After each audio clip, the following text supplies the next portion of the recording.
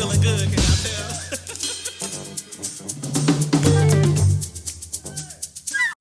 Okay, we get ready to start.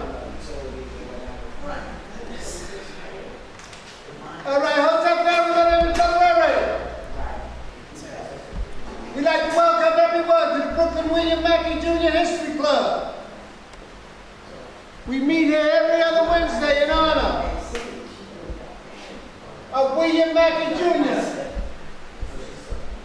Amos Wilson, Elhaj Malik Ashabaz, Louis Ray Rivera, Brother Assad, Gil Noble, Alton Maddox, Dr. Ben, Dr. Clark, Ivan Van Sertima, and all the historians, Mr. Leona Maddox, who drove an old car from Teaneck, New Jersey, all the way to the UAN, because she believed in bringing people together. So we salute these people. We never want them to forget. We try to keep their name alive, because history is most important. So we meet here every other Wednesday. Now, we're going to bring the camera. I want to give the people that's on the Zoom a great big hand for supporting the Brooklyn William Mackey Jr. History Club. And I want to thank the audience that came out in this blazing New York heat to support the Brooklyn William Mackey Jr. History Club. Give yourself a big hand. We're going to bring the camera over to the Amos collection. These publications are by Amos Wilson via Sababu, who's trying hook or crook to keep Amos Wilson alive in his books. So we try to help Sababu by selling these books. Blueprint for Black Power, Amos Classic. Black on Black Violence, The Psychology of Self-Hatred and the Psychodynamics of Black Self-Annihilation in Service of White Domination. You hear a lot of people talk about black on black violence. Oh, we're killing each other, we're doing this. Oh, we can't get it together. Oh, blah. Big city mayors, all these boulets and everybody. The biggest problem is black youth and what black people are doing to each other. In the newspaper, you read it every day. Nobody has mentioned the work of Amos Wilson. Amos's classic, redone by Sababu, The Psychology of Self-Hatred and Self-Defeat toward the reclamation of the African mind. Awakening the Natural Genius of Black Children. The Developmental Psychology of the Black Child. The Falsification of African Consciousness. Issues of Manhood in Black and White. African-Centered Consciousness versus the New World Order. And in honor of Louis Ray Rivera, who, when Professor Mackey left us too soon, he used to come down here and speak for hours. And when he would finish, we would walk him home and he'd talk again for another hour and a half. We have that book in honor of Louis Ray. Empress Jamaica, Confronting the Color Crisis in the African Diaspora. S.K. Damian, Distorted Truth, the Bastardization of African Cosmology, and Rebuilding the Unspeakable Bible verses, Earl Ponder. Earl Ponder left us too soon, and he had a whole bunch of books that Sababu had, so we have these books here. Now I have some other books that's of utmost importance. In honor of Brother Harold, where I knew nothing about this book, it's the Transfer Agreement. The untold story of the secret pact between the Third Reich and Jewish Palestine. In my opinion, the only person that cared about the people of Georgia is Cynthia McKinney. When China sneezes, from the coronavirus lockdown to the global political economic crisis, Cynthia McKinney is the best. Yes, sir. The great Dr. Ben. They have too many computers at this time. Black man and man and his family, Dr. Ben. Excellent. Dr. Randy Short, The Impact of Religious Slavery Revealed. And if you go on YouTube, Dr. Randy Short is turning the airways up. Yes, sir. He has a PhD, and he went to school with all them phony balonies, especially Obama. Charles Hamilton Houston in the struggle for civil rights. And in this 20th century, we have a lot of civil rights and people that are claiming and trying to capitalize on civil rights and they ain't pay no dues. And the sad thing about it is you got black elected officials saying that that's what they deserve. Not a rope around their neck. No dogs, no busting in the head with a bat, no black codes, no nothing. And they want civil rights.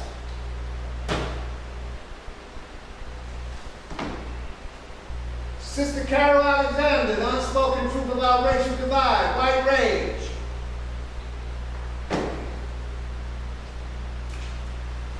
Atlanta's Best, Dr. Scott Whitaker, Make This Sin.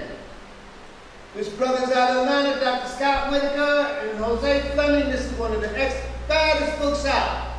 His name is Dr. Scott Whitaker and he's out of Atlanta, Georgia.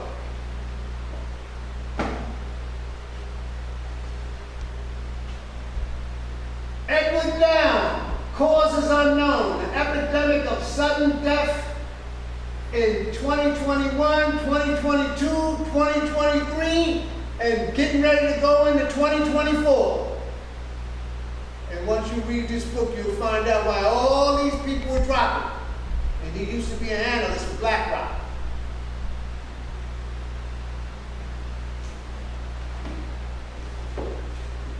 Ayo Kamati, Views Are the Problem. And this is a small read. And the Irritated Genie is doing excellent work down in D.C. He's a bad brother. And this is a small read, but the research behind it, after you read the book, will keep you going for a while. In honor of the Irritated Genie. And we have two other Coupe de Villes. Joseph McCullough and Ronald Cummings, The Truth About COVID-19, exposing the Great Reset, lockdown, vaccine passports, and presidential candidate Robert F. Kennedy, The Real Anthony Fauci, Bill Gates, Big Pharma, and the Global Born Democracy. Get these publications, read them, and you can fact check it. It tells you where they get their resources. So if you think he's wrong, the information is there. So ladies and gentlemen, I'm going to read some community events. The Marcus Garvey 82nd Annual Day Parade is going to be Thursday, August 17th. That's at Marcus Garvey Park, West 124th Street and 5th Avenue. Dee Asantiwa, Michael Duncan, and Dr. Omar are supposed to be participating in this. That's August 17th. Okay, these are events that's happening throughout the global black community. Tomorrow at 8 o'clock, Thorough Black Talk. Sister Keisha, Tad, Ashe, Brother Black, and Sister Marcia. 8 o'clock on Facebook Live. That's one of the hottest shows on the East Coast. And Sister Keisha and the crew be hitting it on. Okay, our Philadelphia connection. Sister Empress Chi, Blog Talk Radio. That comes on Saturday at 10:30. The telephone number is 1319-527-6189. And that's the Million Women's March for Sister Empress, Brother Lumumba, and Sister Empress be laying it down on Saturdays at 10:30. And they be wheeling it in. So that's an excellent program. Mondays on Sankofa Radio. Every Monday at 10 o'clock. Sankofa Revolutionary Radio with Brother Anthony Mohammed, WSYP 95.1 FM.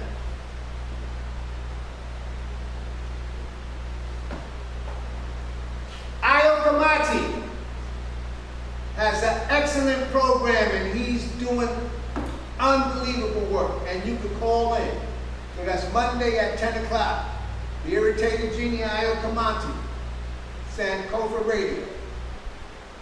Our Baltimore connection with Brother Darren Muhammad, Glenbury Radio, Saturdays 1590.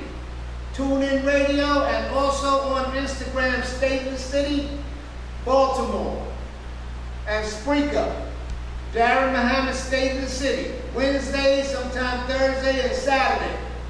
And once you get on that program, he's going to let you know everything that's going on down in Baltimore and the global world community.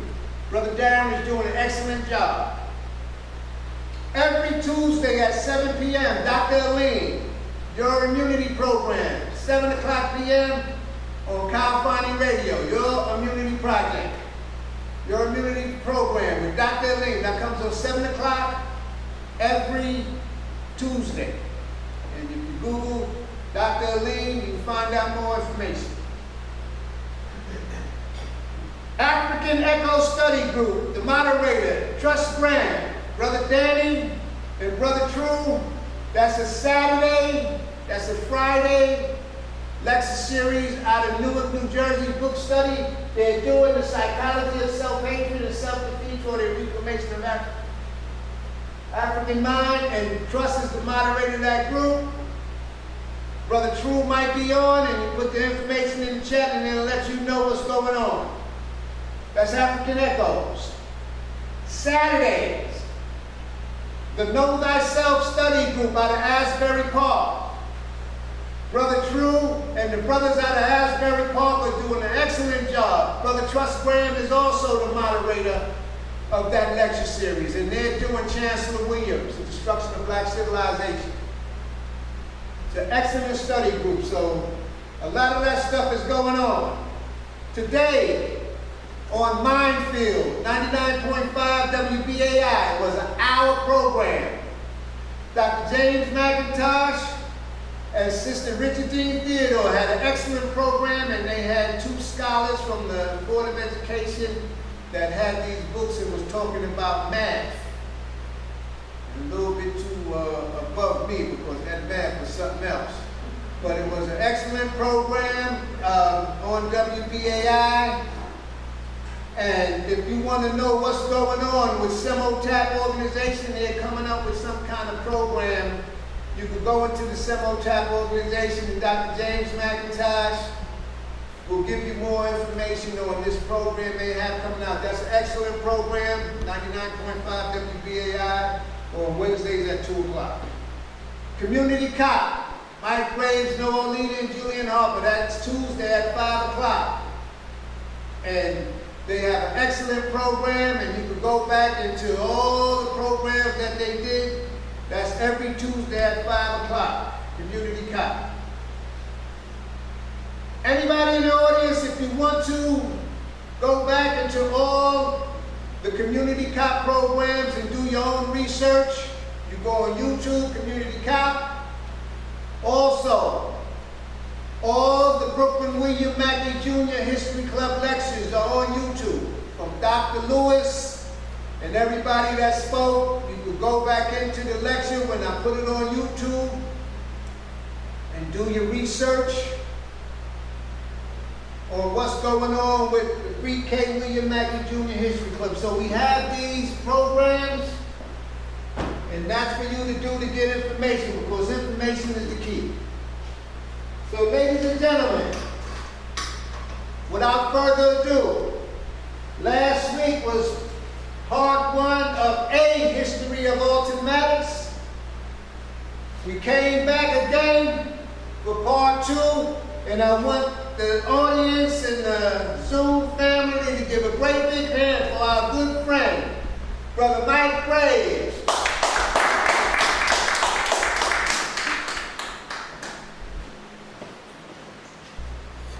Good to be here again.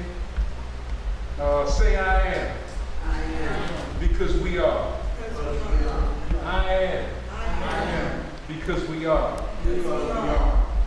I hope that people believe that, and maybe to some small degree we can live that out, because it's very important.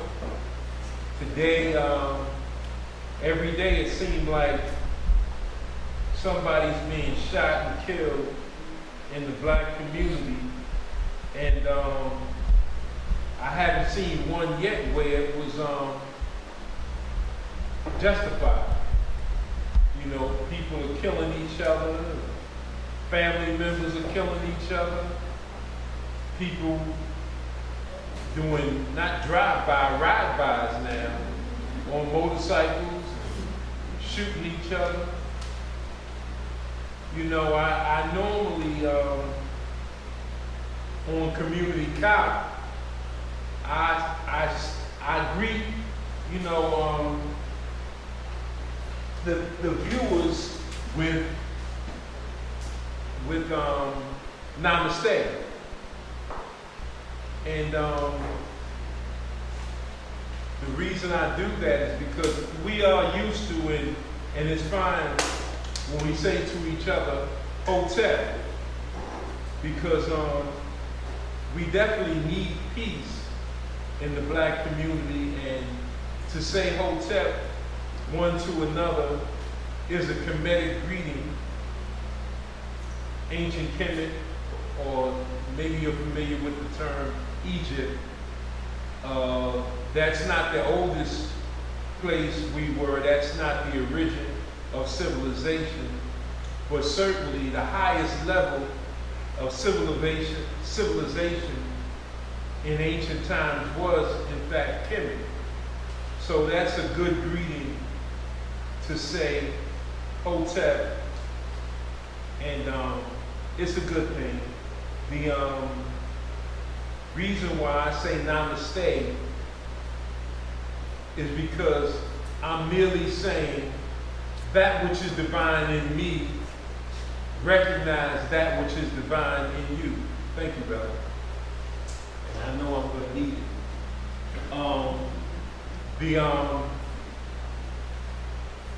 To say that means nothing to some of us, because you don't look at yourself as divine. You might not even think that God is in you. Nothing divine, nothing noteworthy is in you. But some of us can see the divinity in others and see the self-worth in others, even if we don't believe it ourselves. There are those among us that don't feel worthy of anything and have no respect for human life, and will, at the drop of a hat, kill another person, literally for nothing, and think nothing of it, and go home that night and sleep well. Matter of fact, I remember once reading the book Monster. Anybody ever read that book, Monster, back in the day? Cody. Yeah, the brother's name as is being mentioned, Cody. I remember reading the book in a few days. It was just so amazing the kind of life he was living. I don't condone it, but I'm saying amazing in the sense of it was such a surprise after surprise. Every page I went to, it was another surprise, and maybe I should have run out of surprises and just accepted what I was reading. But at one point, do you know he was laying in his bed? If y'all remember it, let me know. He went to bed early, let's say 1 o'clock at night. He went in his bed and he just feel he didn't put in no work that day. Got out of the bed, put on his clothes, put on his clothes, jumped out of his back window, got on a bike, and rode from a Crip neighborhood into a Blood neighborhood. He saw some Bloods down the block, rode right up on him on his bike, and just sprayed his gun. Sprayed on him. Then he turned around and went back home, and you know what he said? Now I can go to sleep. Now, that's real. I mean, we don't condone that type of life to actually kill people that look just like you. You should be safest in your own community. Yet he chose to put in what he calls work. And now he was able to sleep that he did some work that night by killing some blood. But that's what we up against, and certainly that's why I say namaste. Because I'm saying the God in me, that which is divine in me to those who don't believe in a personal God, that which is divine in me recognize that which is divine in you. And I say that, and I hope that at some point we can believe that and live by that. I'm with you if you say Wakanda forever. Because to me that was more than a movie. It was real. Wakanda is real. It's just as real as you make it. You know, so if Hotep and Namaste don't get you, I'll go with this. Wakanda forever. If that rock you, make you move, make you act better than the way you normally act, then I'll go with that. Wakanda forever. You know, we in desperate straits. It's bad. It's really bad what we up against, and just had to make note of that because it's just crazy how we are killing each other so easily for no apparent reason. So certainly tonight, to the Zoom audience, I here to speak about Alton Maddox, who was among us, and probably many people in the room tonight got to know him on one level or another, got to talk with him, maybe dined with him, and got to know, and I'm glad that Ray repeated it, what I said last week. This is a history of Alton Maddox, not the definitive history. It would take all of us, and many more, to do a definitive history of Alton Maddox. It would take all of us. No one person can do that. Maybe Sister Leola, who made her transition. That's probably the only person that can give you a real definitive history of Alton H. Maddox Jr. But that Leola aside, no, none of us could do what would have to be considered the definitive work. Alton Maddox was a Jew among us. Last week I did cases. Wasn't nothing personal about it. I did something that you could find out very easily. We did cases. That's all I went through, some cases. And that was to let people know that didn't know that we had powerful men and women among us. We had brilliant people among us. And at that time, we had, in my estimation, the best black attorney in the country, in Alton Maddox. Yes, among us. I'm not saying he's the best ever. Probably, you can take your pick. However, Ray in his introduction always mentions the book Groundwork. I know it's over there somewhere. Who's the lawyer? Does anybody ever listen when he's going through the books? Does anybody ever listen? Houston. What's the whole name? Charles Hamilton Houston. Charles Hamilton Houston. Who I probably think was the best ever. And I say that because he had the greatest challenges ever because he picked up a work that nobody else did. Now, I'm going to say for the record that Alton might have been the best trial lawyer ever. Because in a courtroom, one-on-one, you can pick any prosecutor in the world. Alton's going to pick his pocket before the day is over. It's just a fact. I've seen him do it too many times. I remember at the defamation trial, a federal judge, a retired federal judge, sat with us, me, Harold, James, a few of us, and he remarked to us he's never seen a lawyer that good. Here, this was a federal judge who was, let's say, he probably had 30 years on the bench, another 10 or 15 just as a lawyer, and he was able to make those remarks and say this is the best he had seen. This was a white guy, by the way. Just came up there because he wanted to see, as an observer, just how good Alton Maddox was. He had heard a lot about him, and he was hearing a lot about the defamation trial, and he wanted to see personally how good Alton Maddox was. When he said to me and Graham Witherspoon, I don't know if y'all know Graham, from 100 Blacks in Law Enforcement, or from his,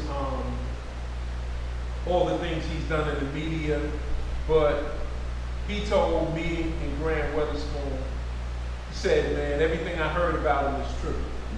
He said he's even better than I thought. He said, I've never seen anybody get down like that. And this is coming from a white man.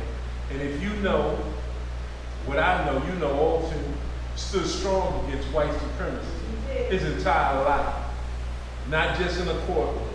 Everything Alton did was similar to Amos Wilson. It was to deconstruct white supremacy. And, you know, those are two of the best I've ever seen. At that, you know, just consistent across the board. And I'm glad to see some people here that knew Alton and conversed with him on a regular basis.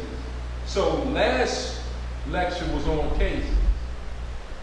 Tonight I'm going to talk about the man. And I hope I strike a responsive chord with you.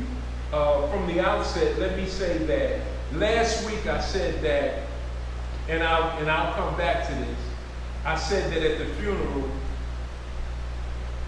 all the wrong people spoke. Most of them should not have been speaking, and they did not have the relationship with Alton Maddox they pretended to have. They did not have that. Many of us in this room had a much better relationship with Alton Maddox than the people that spoke that day. Now, if you was on your A game, you could have recognized that something was wrong with that funeral. I'm gonna get back to that later. I'm gonna let this go for a little while. But suffice it to say that,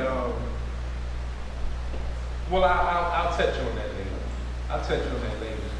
But I just wanted to say that some of the people who were there, I just didn't want to cast aspersions because among the people that was there that spoke was our good friend, Pam Africa, and her husband, Razakar. And definitely Pam Africa loved her some Alton Maddox. I'm just saying that for the record, so that people won't think that everybody that was up there and spoke that day, something was, you know, that I'm saying that they weren't legit. Pam and Razakar is legit as legit can be. If they say something, you can bank on it. And Pam always told me, always said to me, Michael, I know there's something going on with Alton Maddox. She said, whenever everything is straight and we can talk, I will come to New York and we will sit down. She said, I'm not that type to want to cry. She said, but as soon as we can, she said, I want to sit down and talk. And I said, sis, you got that. We'll make that happen. So I wanted to make that clear because last week I said, you know, people gonna walk away, and if they want to be mischief makers and start stuff, they're gonna say everybody. Michael said that everybody was up there was no good, and that's not accurate. I didn't say that. The people who are faking jacks, they know who they are, and some of us know who they are. I just said it simply. I said, ask them when the last time they talked on. Ask them when the last time they sat down and maybe had a meal with him. When the last time they hung out and just chopped it up. Just ask them that. And when they say, oh, 10 years ago, 15 years ago, that's the last time you seen Alton. Okay. Then how was you picked to speak on his behalf? When the members of United African Movement did not speak. How did that happen? Maybe I might be motivated to unlock some of those names. I just might do. You know, and I might do, who knows? But we're going to get into some of this stuff. Like I said, last week was the case. That's just public record stuff. Now we're going to get into the man himself. As you know, he was an attorney, and I went into all that stuff. He's from Inkster, Michigan. Mother brought him back to Georgia. So he was raised up, you know, in Georgia, all that stuff. And we won't go into these dates and places and all that stuff. We'll leave all that. Now, I'm going to try to follow some notes, because I know I'm not going to, you know, I got pages and pages of stuff that I'm not going to touch and get into, because I just want to give you a better picture of Alton besides him being the attorney at war. And do not ever allow anybody to call another attorney the attorney at war. I had to check the National Action Network when they had the nerve to call Crump the attorney at war. I mean, all he do is take paperwork and hand it in. He don't even go in the court. These are back doors that he go into, hand that mayor, the city council, president, and the other people the name and the amount, and they agree on an amount that they're gonna pay, and they settle. As I've called him before, he's a settlement czar. He's not even he's not an attorney at war. He's not. I don't even consider him an attorney at law. He's just a settlement czar. He does the same thing that any first-year law student can do. You put the name, the date, and the thing, and you just use that same paperwork everywhere you go. You just, you know, put a different name and what the situation was and the amount. The amount be 10 million, it might be 20, it might be 30, depending on how egregious and how much that city and maybe its police department is at fault. And that's basically crime. But in any event, Alton told me quite a few years ago that he was no longer interested in practicing law. He said, Michael, you know, my best days are behind me. I'm not interested in he said, I want the license back. He said, but I'm not interested in practicing anymore. But he did say, he said, if I did have my license, it's 3 things that I would do right away. And I said, what were they, brother? And he said, 1, he said, I would get on the first thing smoking and go down south to get a man, Jalil Alameen, out of jail. Mm-hmm. What's Jamil Alameen's slave name? H-Rap Brown. H-Rap Brown. He said he would do that. He said, I'm not interested in any big high-profile cases, but I would go down there and get my brother out of jail. Second thing he said he would do is Mumia Abu-Jamal. He said, even though I'm not interested in practicing law no more, He said, I will go straight to Philly to get that brother out of jail. And then there's one more. He said, I would, on principle, I would go get Ramsey Order out of jail. Yeah. He said, because that brother did nothing wrong other than film who? Eric Garner. He filmed the police outright killing Eric Garner. Paying the big price. And you heard Eric Garner say those famous 3 words. I can't breathe. I can't breathe. Repeat it. It fell on deaf ears and they continued with what they were doing and killed him. It's very much possible Eric Garner was killed on the spot. Now, you know, it's just protocol for EMS to come and to act like they're working on the person and then get him in the truck and then get him to the hospital and then pronounce that he's dead. That's protocol. EMS would never do that to the NYPD. Would never say to them right on the spot, it ain't nothing to do, he's dead. Because you outright telling everybody that is watching it, yo, them officers just killed him. 6 officers and a supervisor, a sergeant. And it's really amazing that the sister, who was a sergeant, could not corral them in, and at the same time, she was the one that was hit with the departmental charges. No criminal charges for anybody. But in any event, those, you know, so with respect to Ramsey Order, who videotaped it, and then he got outed by who? Anybody remember? National Action Network. National Action Network.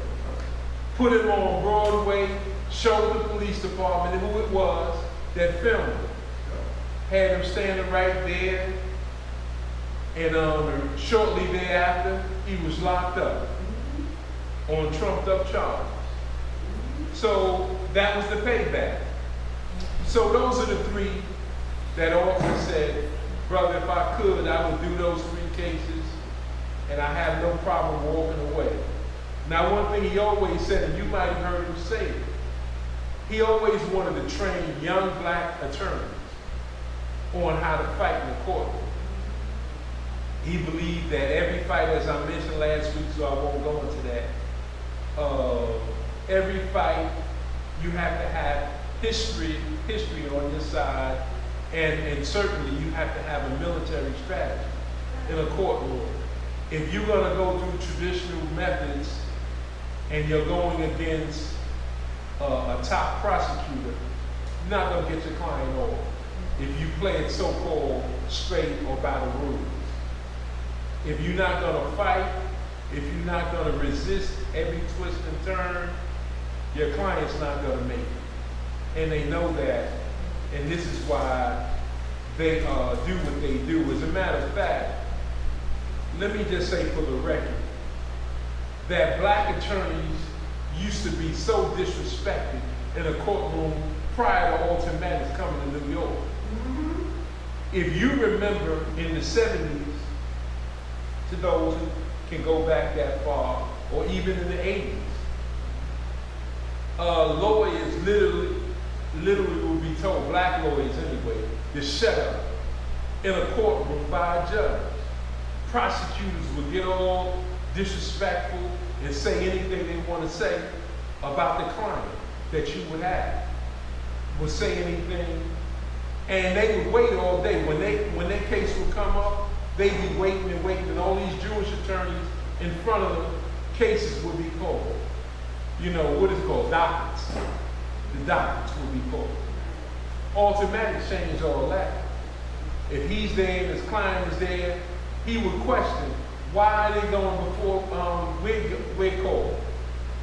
They just got here. And demanded respect. As Alton would say, every courtroom I was in, I took over. And that's what he said. Now, whether you believe it or not, if you was in a courtroom, you would see it didn't take much time to see who was in charge. And this was a black man determined to get that person over. And it was rather apparent. A court officer once told Alton Maddox that, during a break, said, man, I've seen you in the courtroom a lot of times. You take everything personally. Said, man, I just can't believe it. The court officer said, man, look, man, you fight like that's family. And Alton Maddox said, it is. Because that was living history to him. He wasn't around for the Scottsboro War. He wasn't around for Emmett Till. But he said, damn it, I'm here now. And we're going to fight. And so that was his attitude. You didn't have to be family, and you didn't have to give Alton a dime. I'm pretty sure that even while Alton was practicing, he was probably one of the poorest lawyers in New York City. I know that for a record. I know that person. He didn't have any money. Anytime Alton was in a courtroom, if he was there, you know what the prosecutors would always do when they seen Alton Maddox? They'd always look at his shoes. Because one way to tell if a person got money is to look at their shoes. Because you're in a profession where everybody got money. You're talking about people that are millionaires. They're going to look and see what his shoes look like. Does he have on a nice, decent tie? Let me see that collar on his shirt. They would look at him. And I would see they would look at him. I said, brother, what was they looking at? I asked Alton one day. I said, why do lawyers always stare at you? He said, brother, the first thing they do always with me is look at my shoes. They want to see, is it run down? See, they don't mind. They don't mind if you come into the courtroom 3 straight days with a navy blue suit on. It don't matter. They want to see what them shoes look like, and they're going to check out your collar every day and just see, just how you live. They want to know that.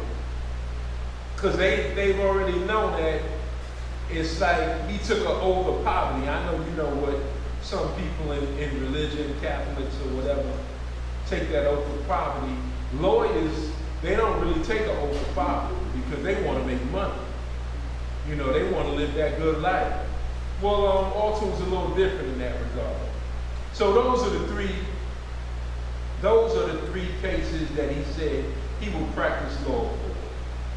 And just for your memory, Jalil Alameen, who was a brother that he knew from Howard, they went to the same school, and Mumia Abu Jamal and Ramsey Order. Those are the 3 cases that he regret that, his license is gone and he can't help it. Now, we had to literally beg Alton not to step into the lawyer's seat in Staten Island. Alton was so ticked off, we had to tell Alton, don't do it. Because they had advance notice and Alton talked about it. And if you know UAM, it was people there that wasn't of the same interest that you was there for. So they had 2 to 3 times the amount of court officers that's normally in a courtroom. Inside the room and outside. Both, if you remember. I said, Alton, look, man. I said, I understand. What's up? I said, but Alton, don't do it. They waiting for you to go over there and sit in that seat. And they're going to say, the attorney of record is so-and-so. And Ramsey Order was waiting. I had to beg Alton, don't do it, man. And maybe some of y'all were there and understood it too, that we told Alton, don't do it. Ain't no sense getting my lawyer is Alton Maddox. Ramsey Order said that his lawyer was Alton Maddox. Now they wanted him to say something. And I said, Alton, man, come on, man. Just sit over there. Don't do it. Because he was going to do it and knowing full well that he was not allowed to practice law in New York State. He was still at that time suspended, even though we're talking about 30 years Well, Ramsey order, okay, that happened in what, 14, 15? So we're talking about at that time at least 25 years or more. He had been suspended, which is unheard of. A suspension is 6 years or less. Most of the times it's a year or less, and then the disbarment is 7 or less, and somewhere in between that, you kiss a little butt or whatever, and they give you your license back. And I went through what it would take for Alton to get his license back last week, so I don't have to go down that road again. Those are the, so in any event, those were the three. So now, if we look at, we had a discussion about people's constitutional rights, and Alton was able to reflect on things like Alabama versus Holder, that whole thing when the diminution of the Voting Rights Act really came into being when they started gutting it. And we talked about that. We talked about things like that you see now in the news with the Supreme Court, with Louisiana, Alabama, North Carolina. You know full well that they're withdrawing congressional lines, state legislative lines, the lines that affect city council, all these things. When we talked about that, Alton saw that way in advance and said that they were coming. And he knew that the Supreme Court would do the things and it was set up that way. And he knew that it was a violation of the Voters' Rights Act of 65. He also knew that right here, the way, we'll put it there, let me just say something. Because, Kwame Ture always told Alton Maddox, our people need a political education. So, in getting a political education, is certain things that we don't know. A simple thing is,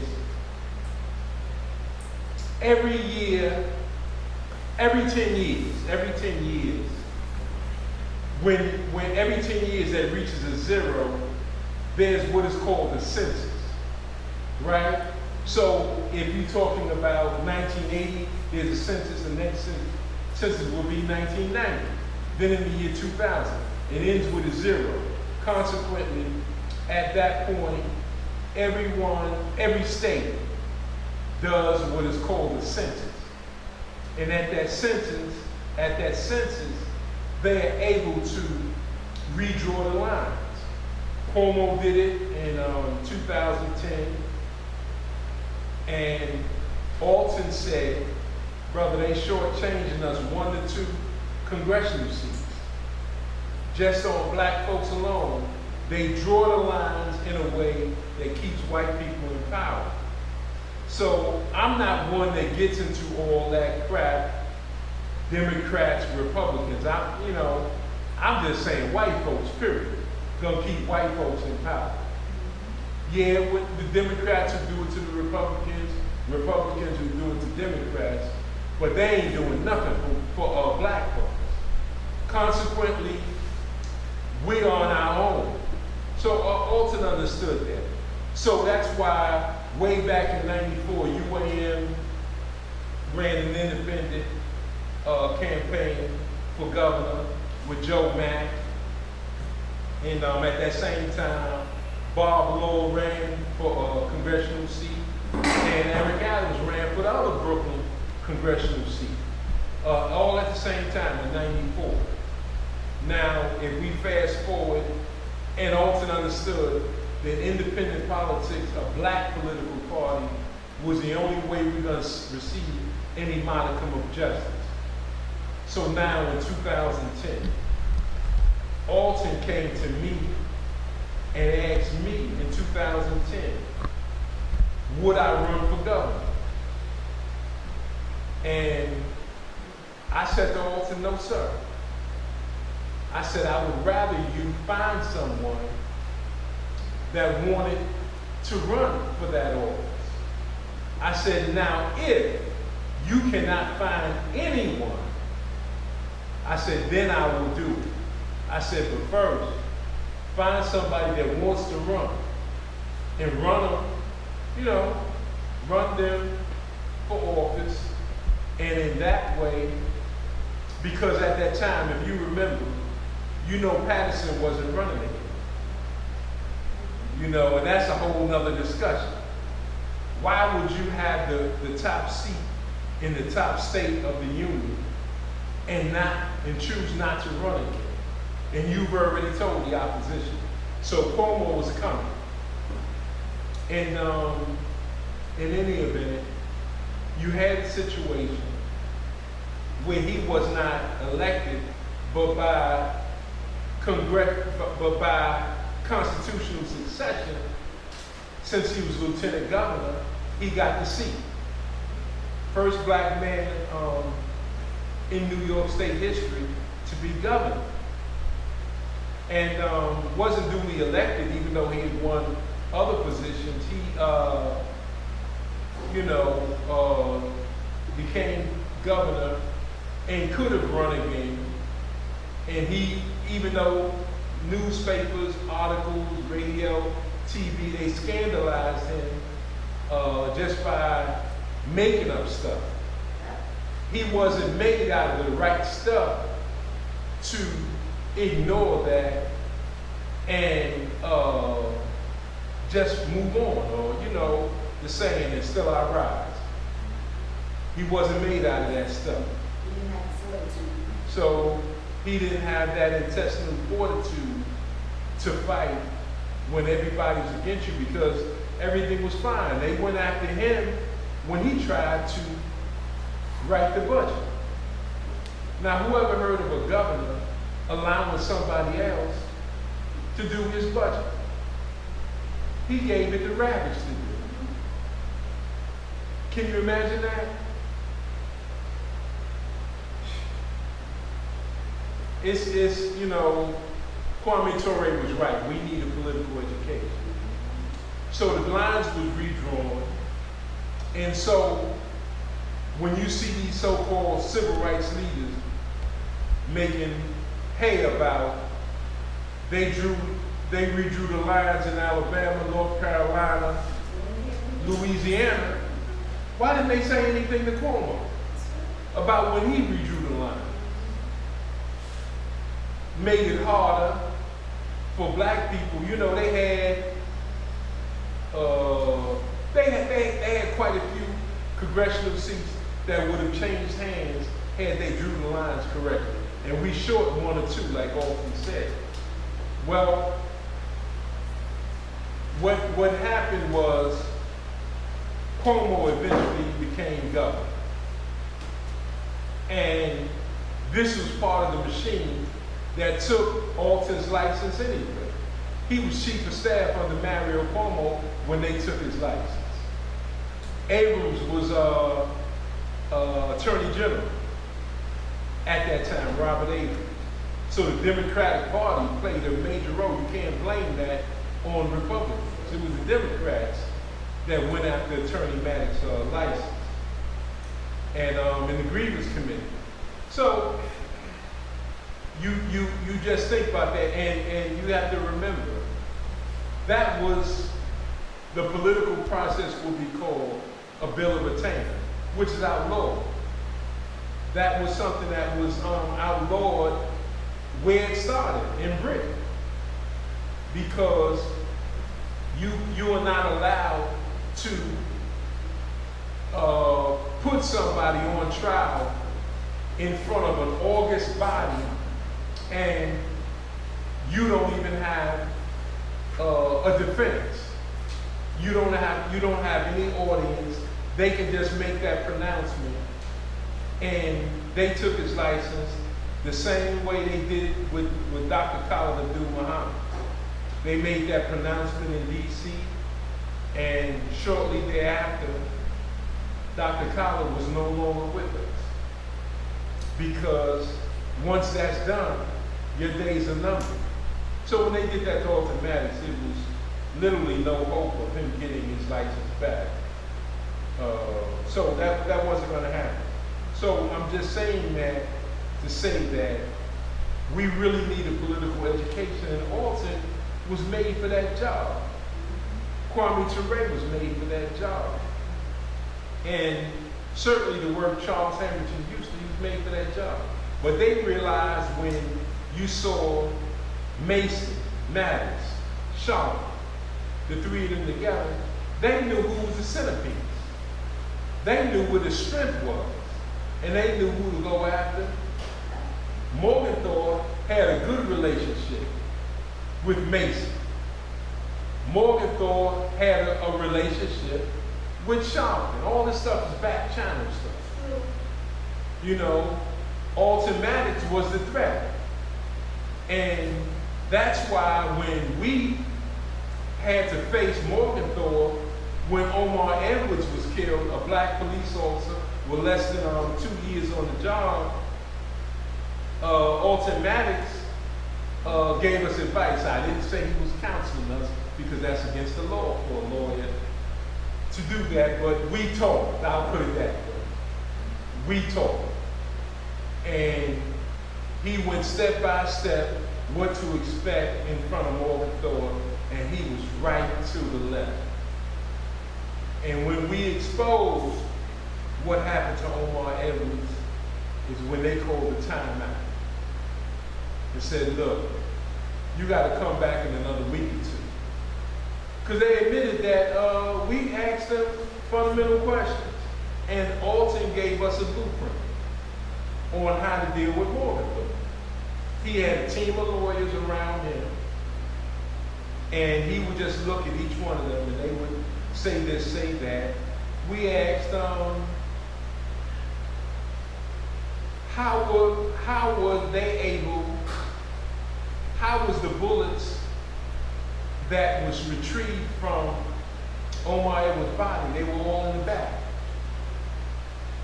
He got 2 rounds in his back and a round in his forearm, the back of his elbow in his forearm.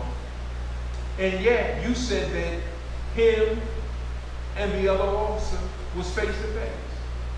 How did that happen? Did they have miracle bullets, magic bullets? How did that happen? Couldn't answer. He didn't know that we had, and we won't say to this day, how we had the report. We had the, what is that called? The thing. Autopsy. Autopsy, thank you. Sometimes we up here and get brain locked. Autopsy, thank you, whoever said it. That we had the autopsy report. So we knew, and we knew that the police commissioner was lying when he said where he was shot at. Obviously, a police commissioner should know an entrance wound from an exit wound. So we had them dead to rights, and they called the timeout and wanted to give us a couple of weeks and we can respond.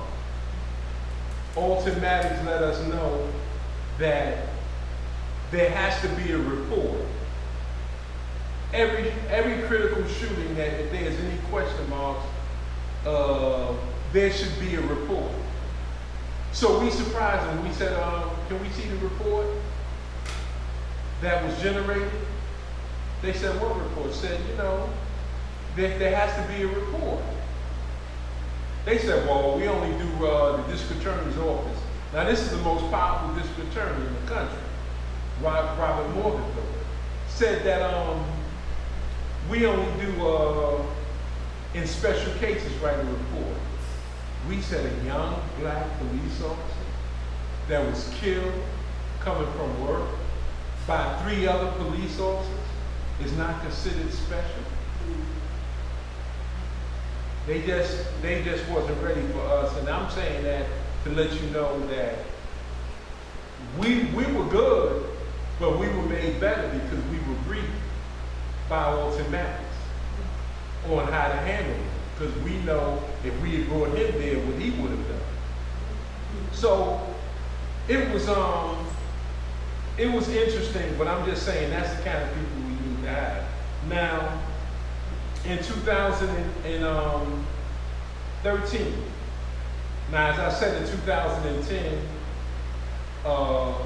Charles represented the Freedom Party because I said no, and I said if you can't find anybody, then get back to me. And Alton said, okay, cool.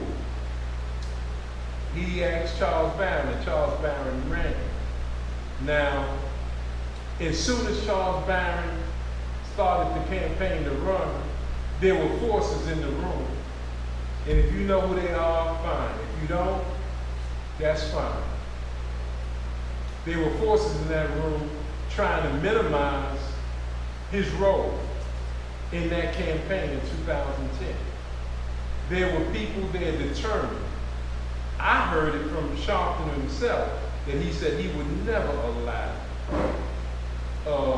Alton Maddox to have an independent, to be in charge of a black independent political party. He said, I would never allow that in New York. So, he would lose money. The minute the power goes to another black man, he's losing money.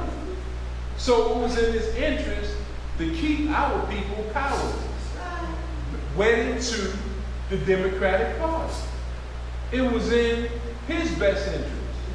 And he said, I would never allow Alton Maddox to be in charge of a black independent political party.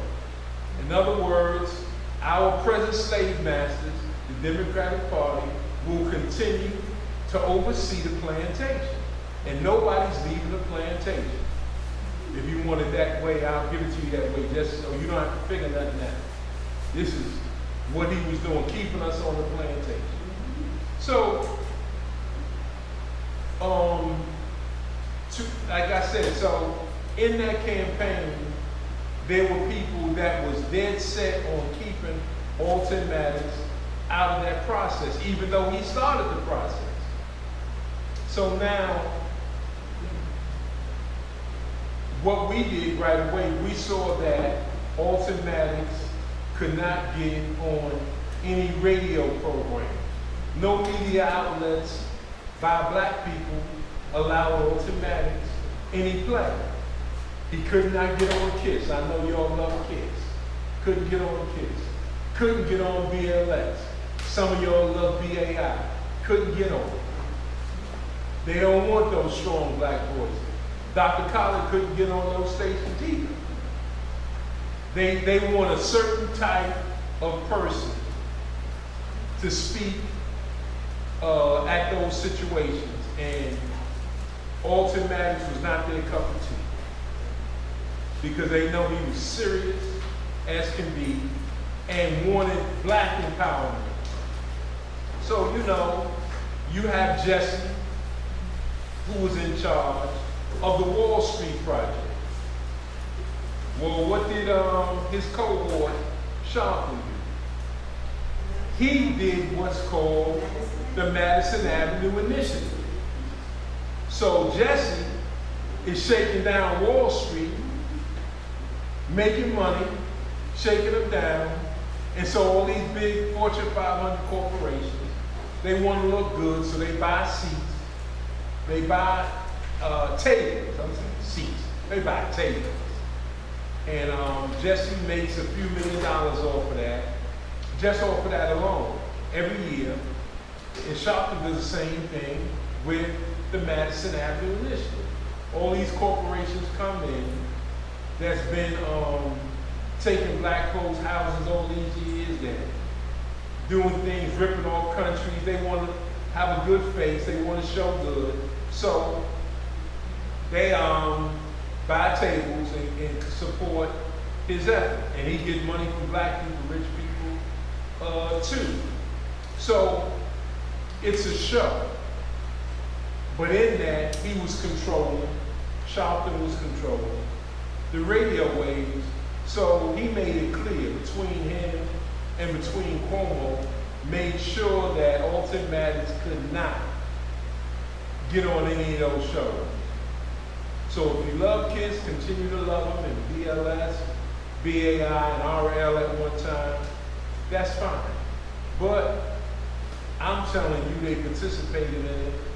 I ran into Gary Bird one day. And let me just say that even in Tume, who was the best guy on Kiss, him, the cut man, they had a few people that would that was live, that would really shoot straight. M2, Bob Slade. No. Well, look. M2 said to Bob Slade and Pickett one day, y'all know you're censoring Alton Maddox. Y'all don't like him and y'all won't let him on. And they tried to deny it on the air. And Toomey said, come on, man. Y'all know the score with Alton.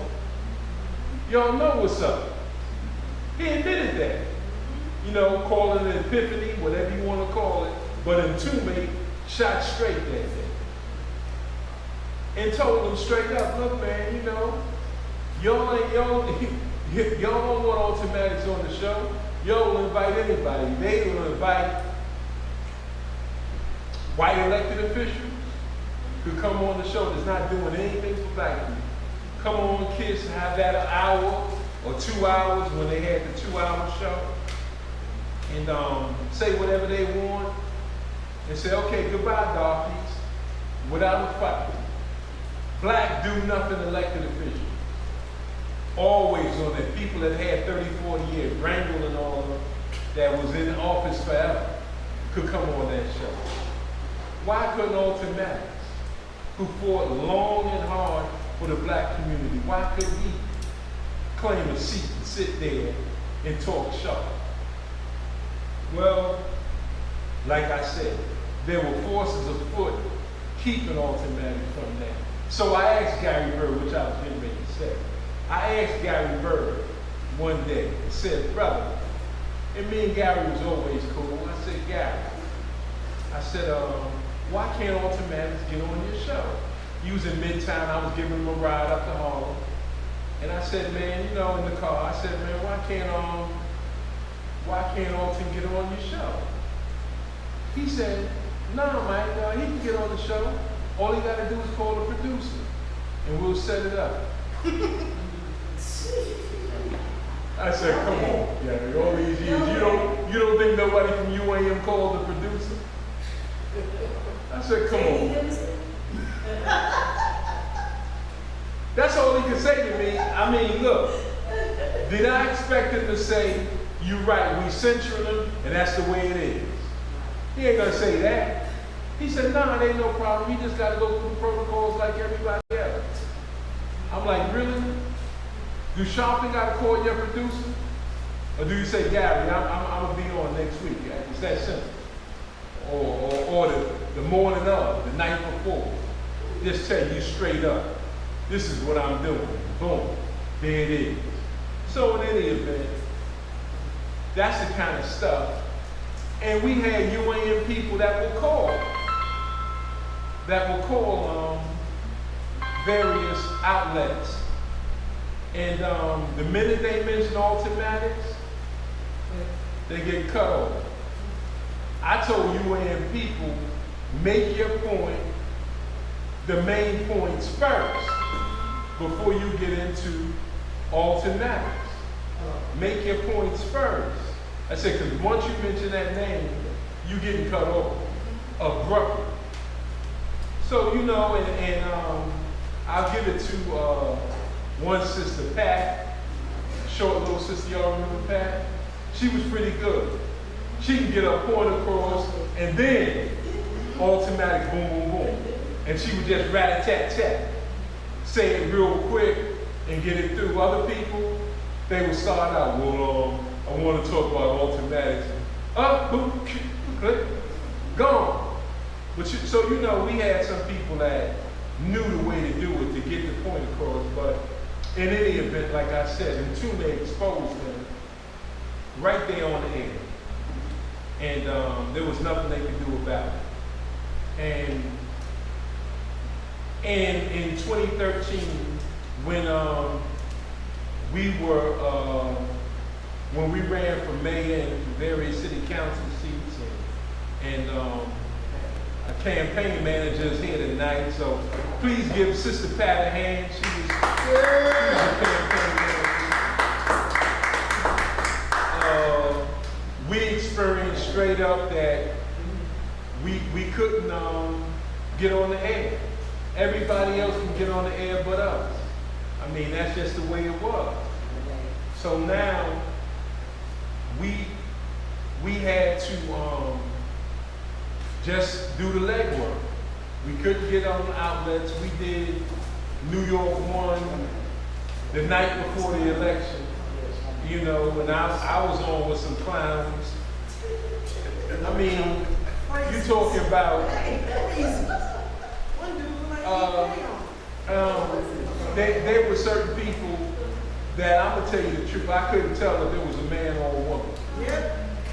I was on the air with, and I'm looking at them when we was in the blue room before the show, and one dude, he was a comedian. He cracking all kind of jokes, and he was out of his mind, you know, a real fool. And he was the kind of fool that thought it was fashionable. I'm crazy, I'm sick, and you know, I'm running. And I'm like, okay. The other person, I couldn't tell if it was a man or woman, still don't know to this day. You know, the person had breasts, but did he have a mustache or whatever, a beard? I don't know. I don't know what it was to this day. I really don't know. I don't know what to tell you, but we just had all the people in the room. I said, now how can I talk about the legacy of our people and what we must do? And as you know, Dr. Clark said, where we've been, where we must go, where we still must go, those kind of things around a freak show. I mean, it was just, you know, it's sort of debilitating. But you know, I just went there and said what I said, and what's the name from New York 1? Earl Lewis. He had to shake my hand after and said, you know, he said, man, I'm sorry that I couldn't get you on one-on-one. He said, because, you know, he said you had something to say. And the people around you, you know, they are who they are. But if you saw that program, and I could tell that Sister Keisha seen it because the way she was just shaking her head, she remembers it rather vividly, what had transpired that night. But everybody was the same way, and we got on the last day on with BLS, with Gary, me and Michael Lloyd. We had to split maybe about 30 minutes, 25, 30 minutes between the two of us. But you know, these are the things we just had to soldier. And that's because of our affiliation with Alton Maddox. So, you know, everybody was against Alton Maddox. Everybody knew that he did not commit a crime. And why was he without a license? So whether it was defending the BLA, Tawana Brolin, and so many other cases, Alton always said, as I mentioned last lecture, that you only get one big one if you're a black attorney. Mm-hmm. See, these white attorneys, they can do several. You black, you get one, especially if it's a big case where you get paid. Now you got to slow that roll. And this is why people wonder and say, why did Johnny Cochran leave LA? He was around all those big movie stars and actors, actresses, entertainers, singers. Well, he had to leave after the O.J. Simpson. I think he did Geronimo Crack, and then after that he was gone. He knew his time was up, and he came to New York. Got some high-profile cases in, but it was never the same. It's not on the level of obviously O.J. Simpson. That was gold. So now,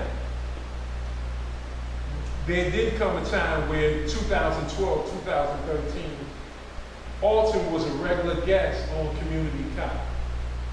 And he was dropping the signs, laying it down. And as I said last time, he came on the show and I knew something was wrong. Something was definitely wrong with Alton. And I found out later, and I'll do this quickly, because I don't want to go through what I said last week.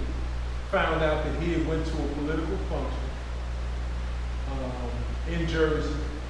I think Sharp James and others were there, and somebody slipped something in his drink, and as he was leaving, he actually fell face forward to the ground, chipped a tooth, was all messed up, and he was still, whatever they gave him, he was distorted a few weeks later while he was on Community Cop, and I realized he wasn't sharp as he normally would be.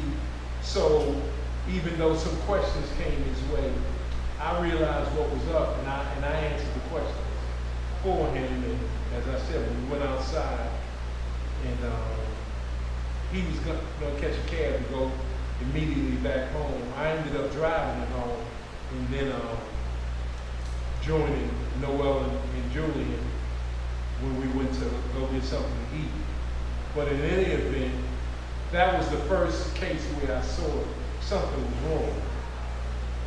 Now, like I said, he was a regular on the show, and then in 2013, obviously, he asked me to run for mayor to sort of get the Freedom Party rolling again, because, you know, he had things lined up for the future.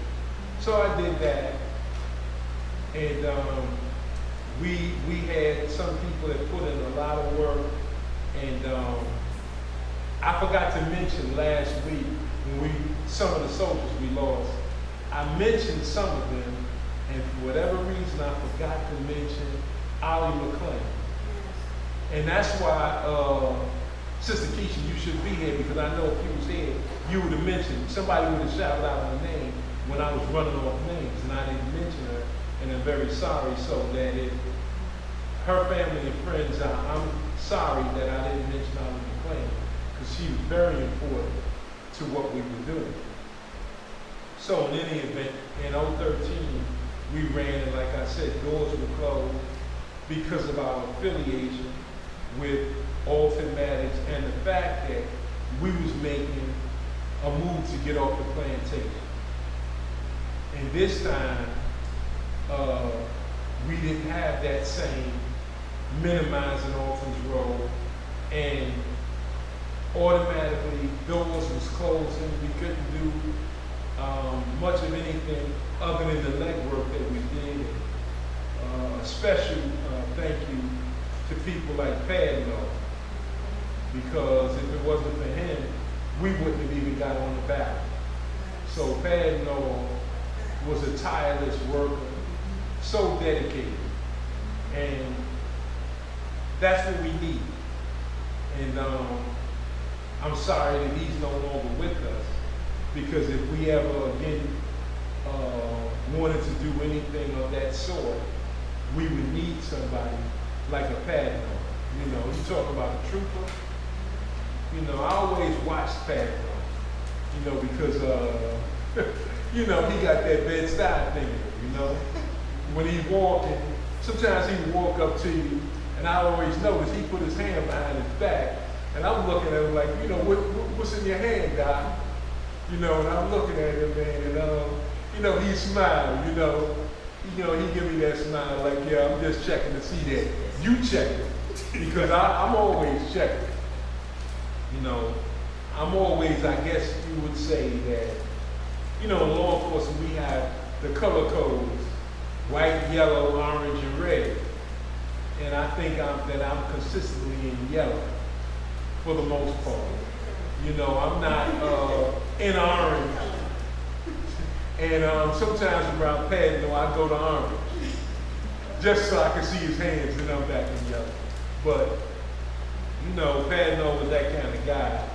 And he helped in some serious campaign work. He was a good brother, and always, we should be thankful to have people. They are a gift to us, and certainly a person like Sister Leola, who did so much for so many. Her thing was children.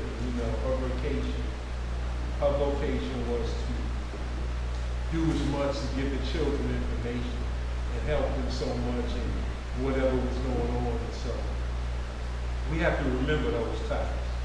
So in any event,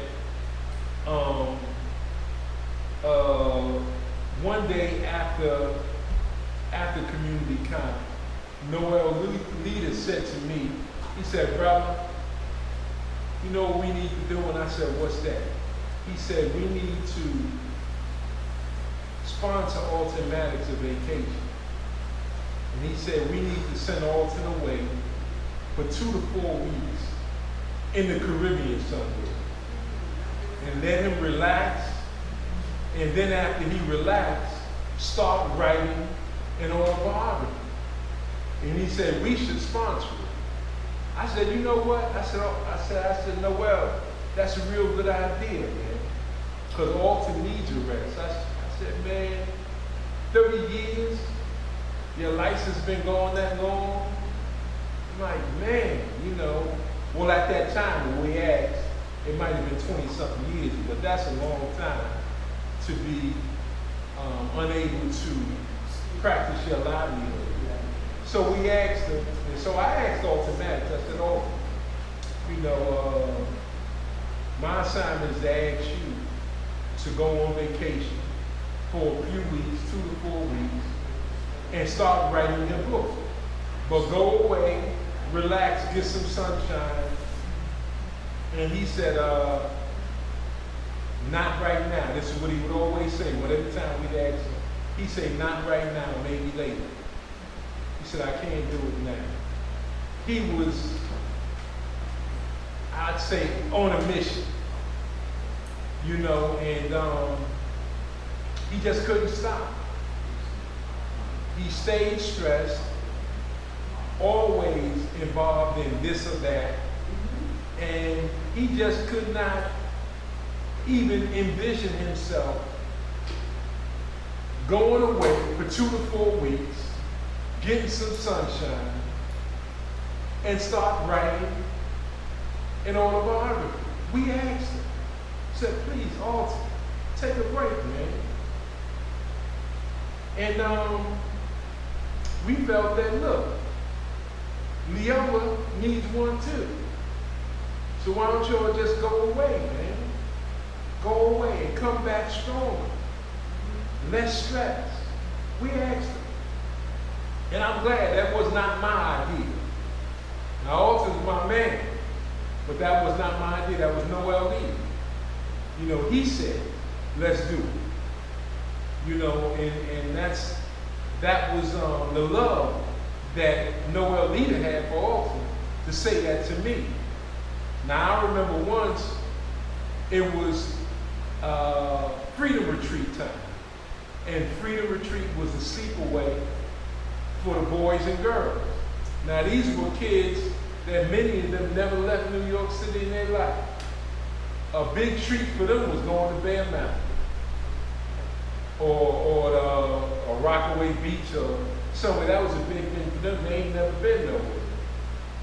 So to go away to the camp, well, Keisha can tell you about that better than I can because, just for them to be without their cell phones and to be up there in nature and able to, for once, get out of this hustle and bustle in Brooklyn and to be able to enjoy each other's company, learn some legal strategy, and do the things that the camp offered, and to swim and all the other things, to hike, was something different for them.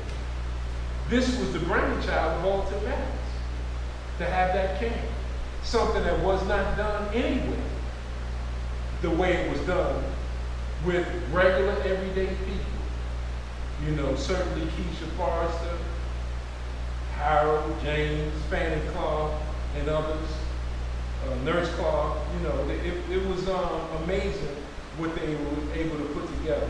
So when Noel Lee, we went to by the office when he still had his office on Court Street, me and Noel, and we were going to write a check for the Freedom Retreat so that they can get some additional children whose parents couldn't pay for it.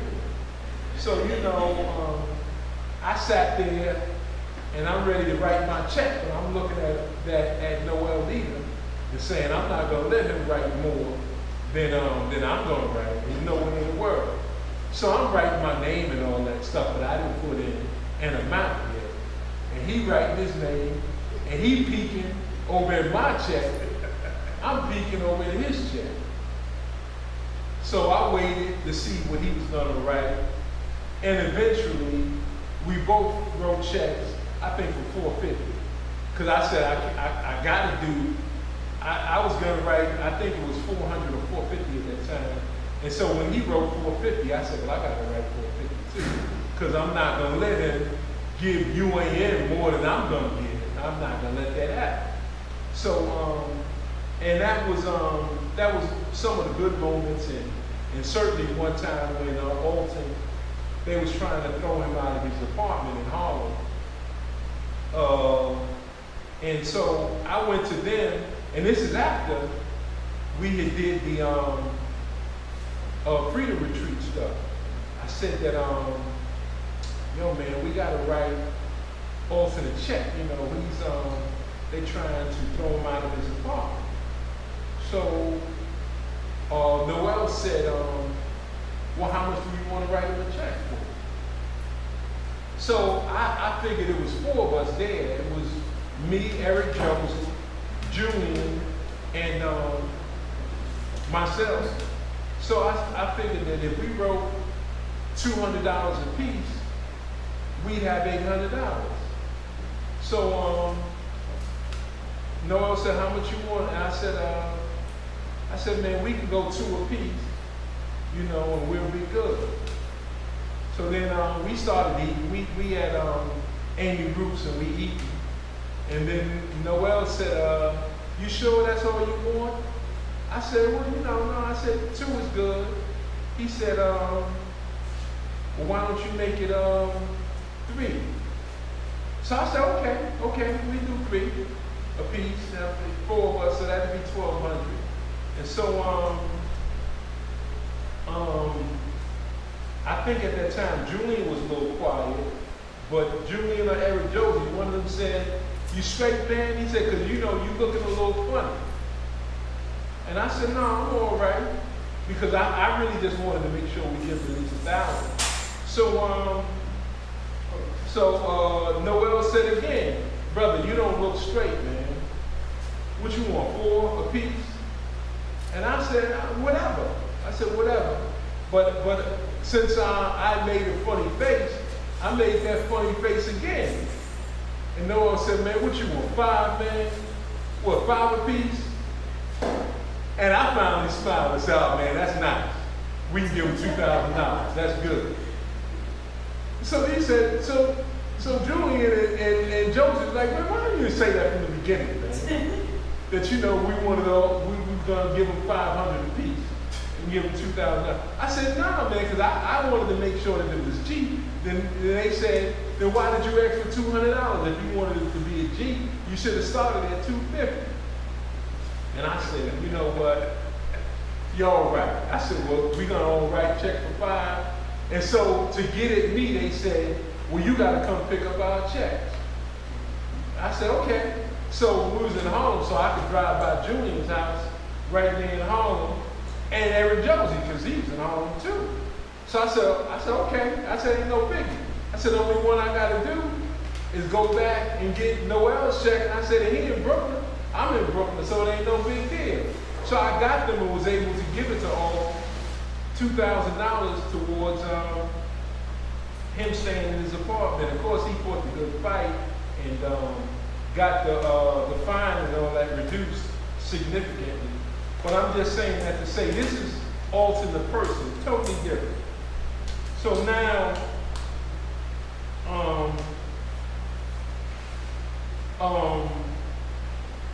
the campaign is over. The campaign ends. Of course, we didn't win, and we developed some good contacts and relationships and valuable experience. But if we was ever to do it again, myself, Michael Lloyd, and what's the other attorney's name? Fred Dean. My man Fred.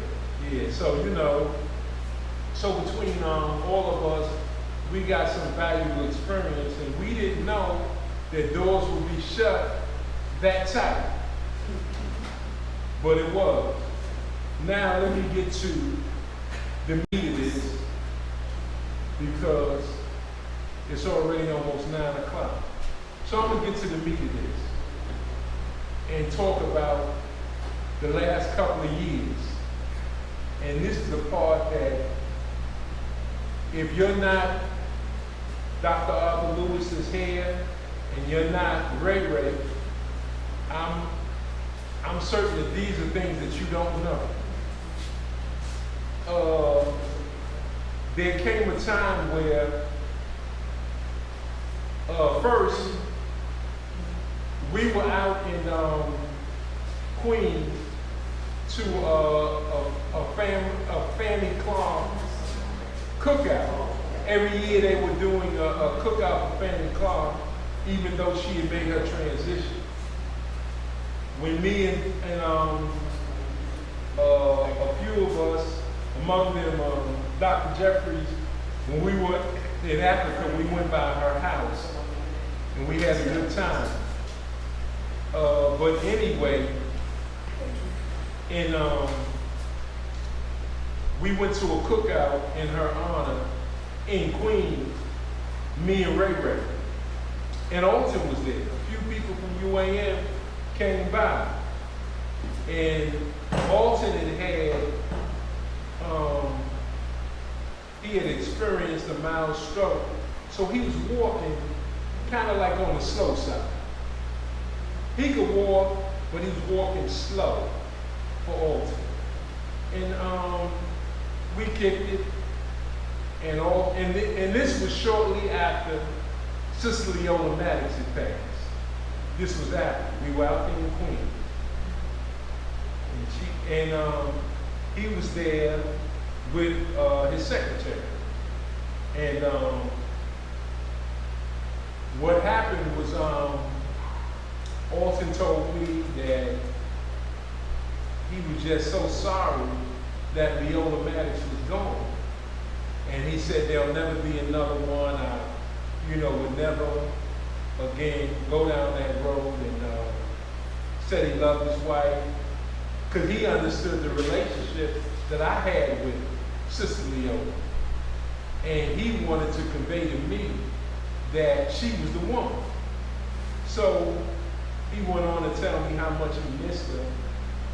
And I could tell that he kind of fell on hard times, and I wouldn't be surprised to find out that part of him having that stroke had to do with the fact that Leola Maddox was no longer with us.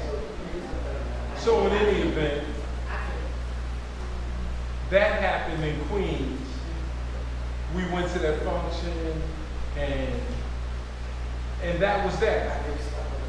But now, later on, we get disturbing reports. We getting calls saying, disturbing calls, saying that something was wrong with Alton. And we wondering, what's wrong with Alton? We wonder. We getting calls that saying, man, things are not copacetic. Things are not copacetic at all. Who invented that word copacetic? Y'all know? Somebody? It's actually copacetic. Copa what? It's actually copacetic, not copacetic. It's copacetic. Okay. And it's the way that, for the record, what?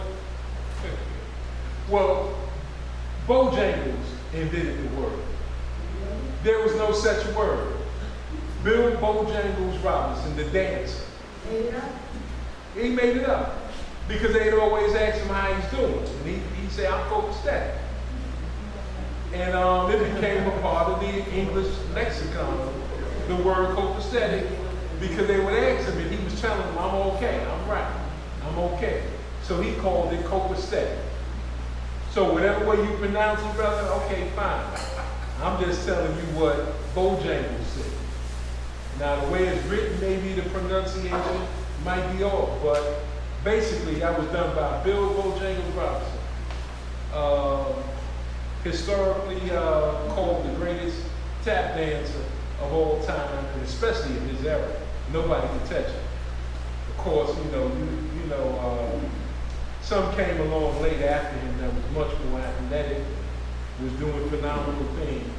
But be that as it may, we heard that things were not copacetic. So we heard that and called, made some phone calls, and I didn't smell a rat at that time. I just said things ain't right. When I talk to them on the phone, everything is fine. What could be going on? So now what? We hear that Alton was missing. We hear that Alton went to dinner with 3 lawyers from that Harlem organization that he used to run when he was doing things for the residents of Harlem. And it was the black, I forgot the name of it. It'll come back. But it was a program to help the residents of Harlem. And Alton, it took him some time, but he ran out all the white lawyers and brought in black lawyers. That's just all. You don't like it, fine. But he ran them out, he got them out of there. So some of those same lawyers allegedly was taking Alton to dinner. And this is a troubling aspect, but I'm gonna let you know at least that part. At least I'm not talking about the snitch list that Alton gave some of us names to. At least I ain't talking about that. And I know y'all don't want to hear that. Because I can tell you. But in any event, these lawyers allegedly took Alton to dinner. Then we heard that Alton was missing. And that there was some police involved. Well, Alton ended up in a psych ward. He ended up in a psych ward for 3 days. He was found coincidentally on the 3rd day.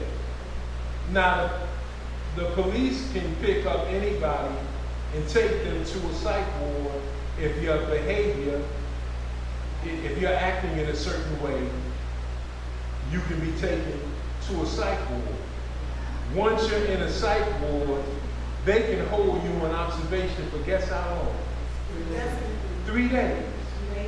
Minimum. 3 days, 72 hours for observation purposes. Now, I can give you stories where they've done that to other cops that wouldn't go along with the program. But I'm just talking about Alton Maddox now.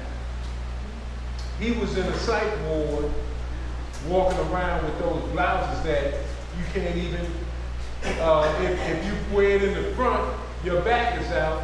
If you wear it in the back, your front is out. So you should always have 2 of those, but in any event, Alton was in that situation. And we didn't know, we didn't smell a rat at that time. So we assumed that this was accidental, that 3 lawyers who we go back with 40 years, he did that to him. They somehow felt his behavior was erratic and the police got involved, and they ended up at a psych ward. Well, of course, any of us that love Alton Maddox, we upset. How the hell could you let this happen? So, the secretary claims she scoured hospital after hospital looking for him and found him on the third day. Found him there. I didn't smell a rat at that time. I didn't know who was controlling this whole thing and what they were doing, who was involved in this stuff. So we tried to be cool and just listen. When you don't know, you use your ears and you listen and you find out what's going on. You don't say nothing, you just cruise along and try to find out what's going on.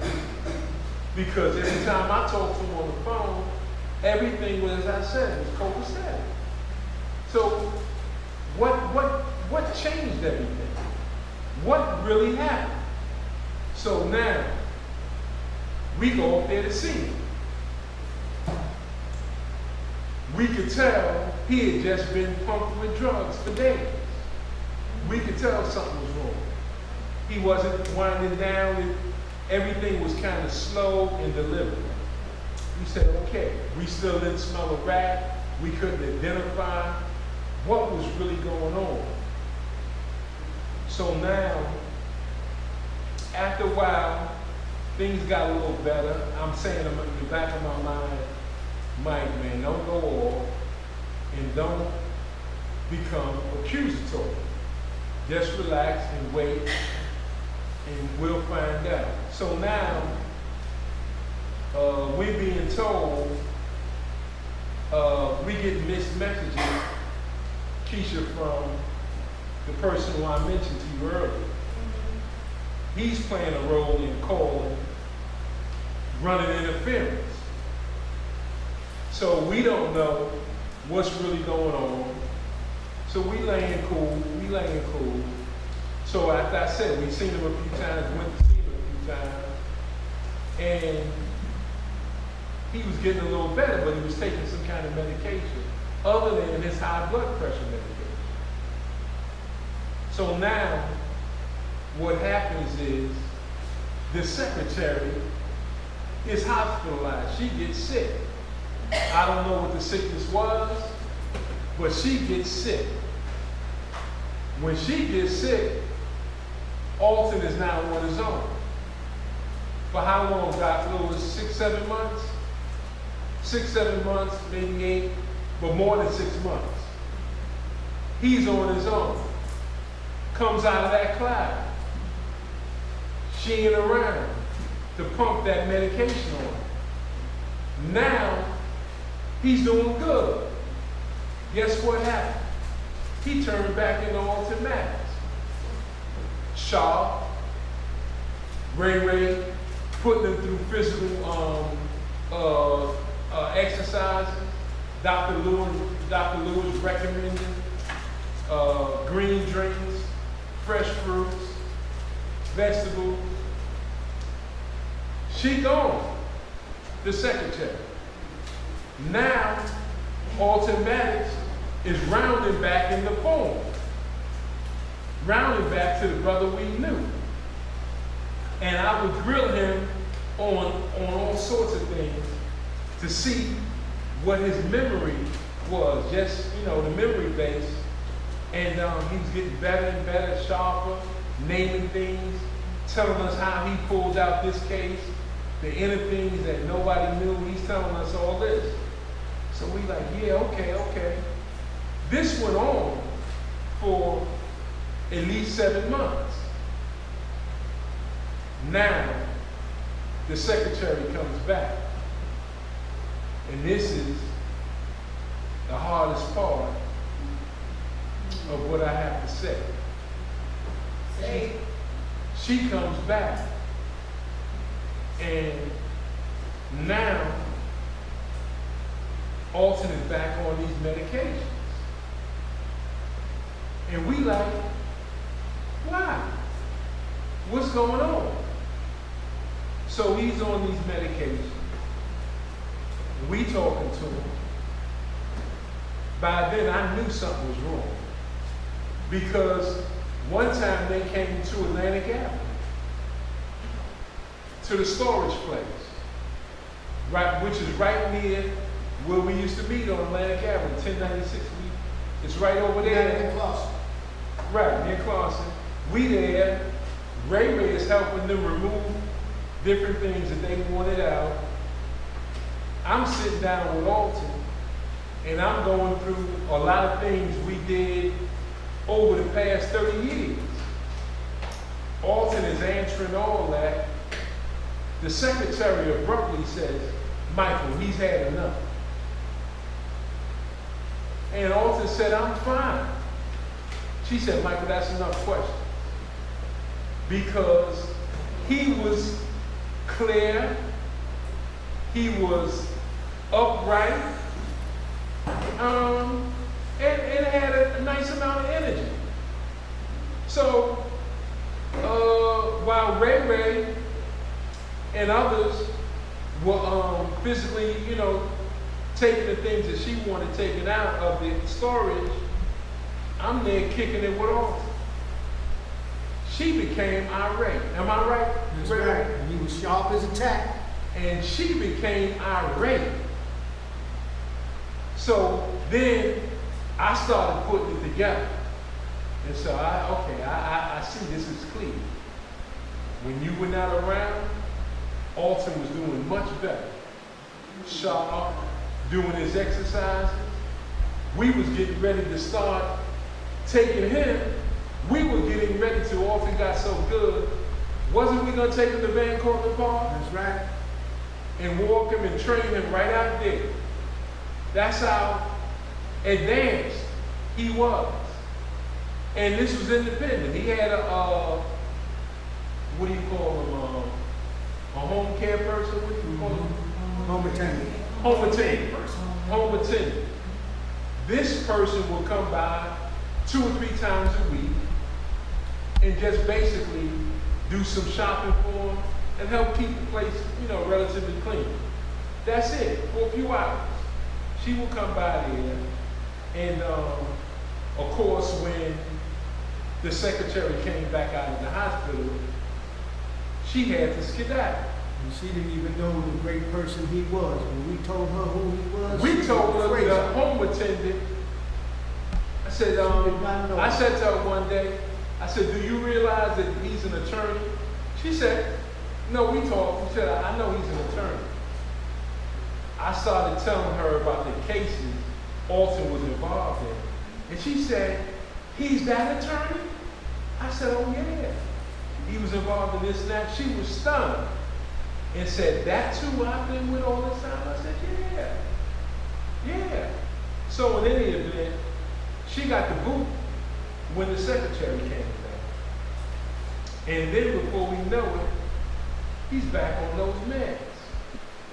Now, it was troubling all of us. And we just said something ain't right. So I called Alton's son, Charles, and said, brother, this is what's going on. Boom, boom, boom, boom, boom.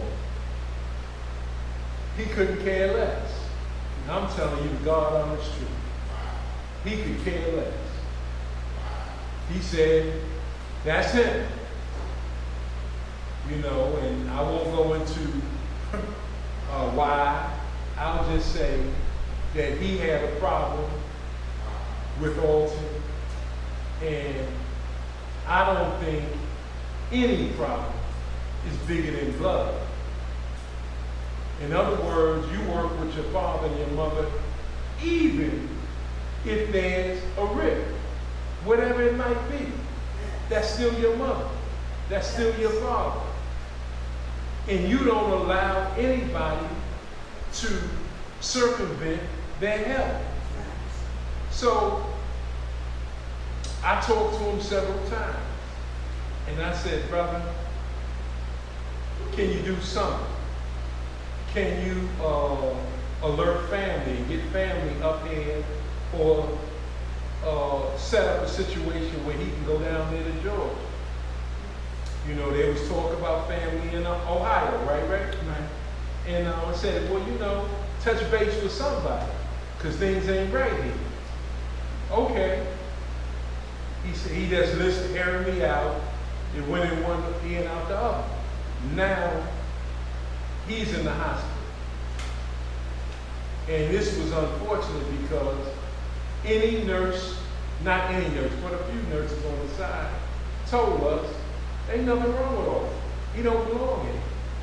So, he's in the hospital, and I'm going to stop in a little while because I want, you know, I know y'all got some questions. Okay, we can go, just give me a few more minutes. Give me a few minutes. We see what's going on. Now, Alton's in the hospital, and we dealing with it, and see the situation that he was in. So we telling his son what's going on, and like I said, it went in one ear and out the other one. So we start Alton. We say Alton, and I'm going to have to say some things, Dr. Lewis, because you've been such a trooper for Alton, and nobody knows that. We said, Alton, can you make Dr. Lewis your proxy so that we can engineer a situation to get you out of here, because you don't belong here. He said, no, not at this time, brother. He said, I'm good, you know, let things remain the way they are. He said, brother, we got to get you out of here. I told Alton several times, and Ray Ray is my witness. I said, brother, respectfully, as long as you're in this hospital, you will never be Alton Maddox. I said, not the Alton Maddox we know. I said, you can't do it here. I said, brother, you sinking. You are sinking. He said, brother, I'm not disagreeing with you, but I'm going to get out. I said, brother, you're not going to get out. So they have him in the hospital. Then before you know it, he's in a rehab center. Then he's back in the hospital. Then he's in a rehab center. It was a revolving door. I said, brother, please. I said, brother, man, I don't know any other way to tell you. Make Dr. Lewis your proxy. I said, Dr. Lewis knows the process, and I'm glad he's here. Give him a hand. Give him a hand.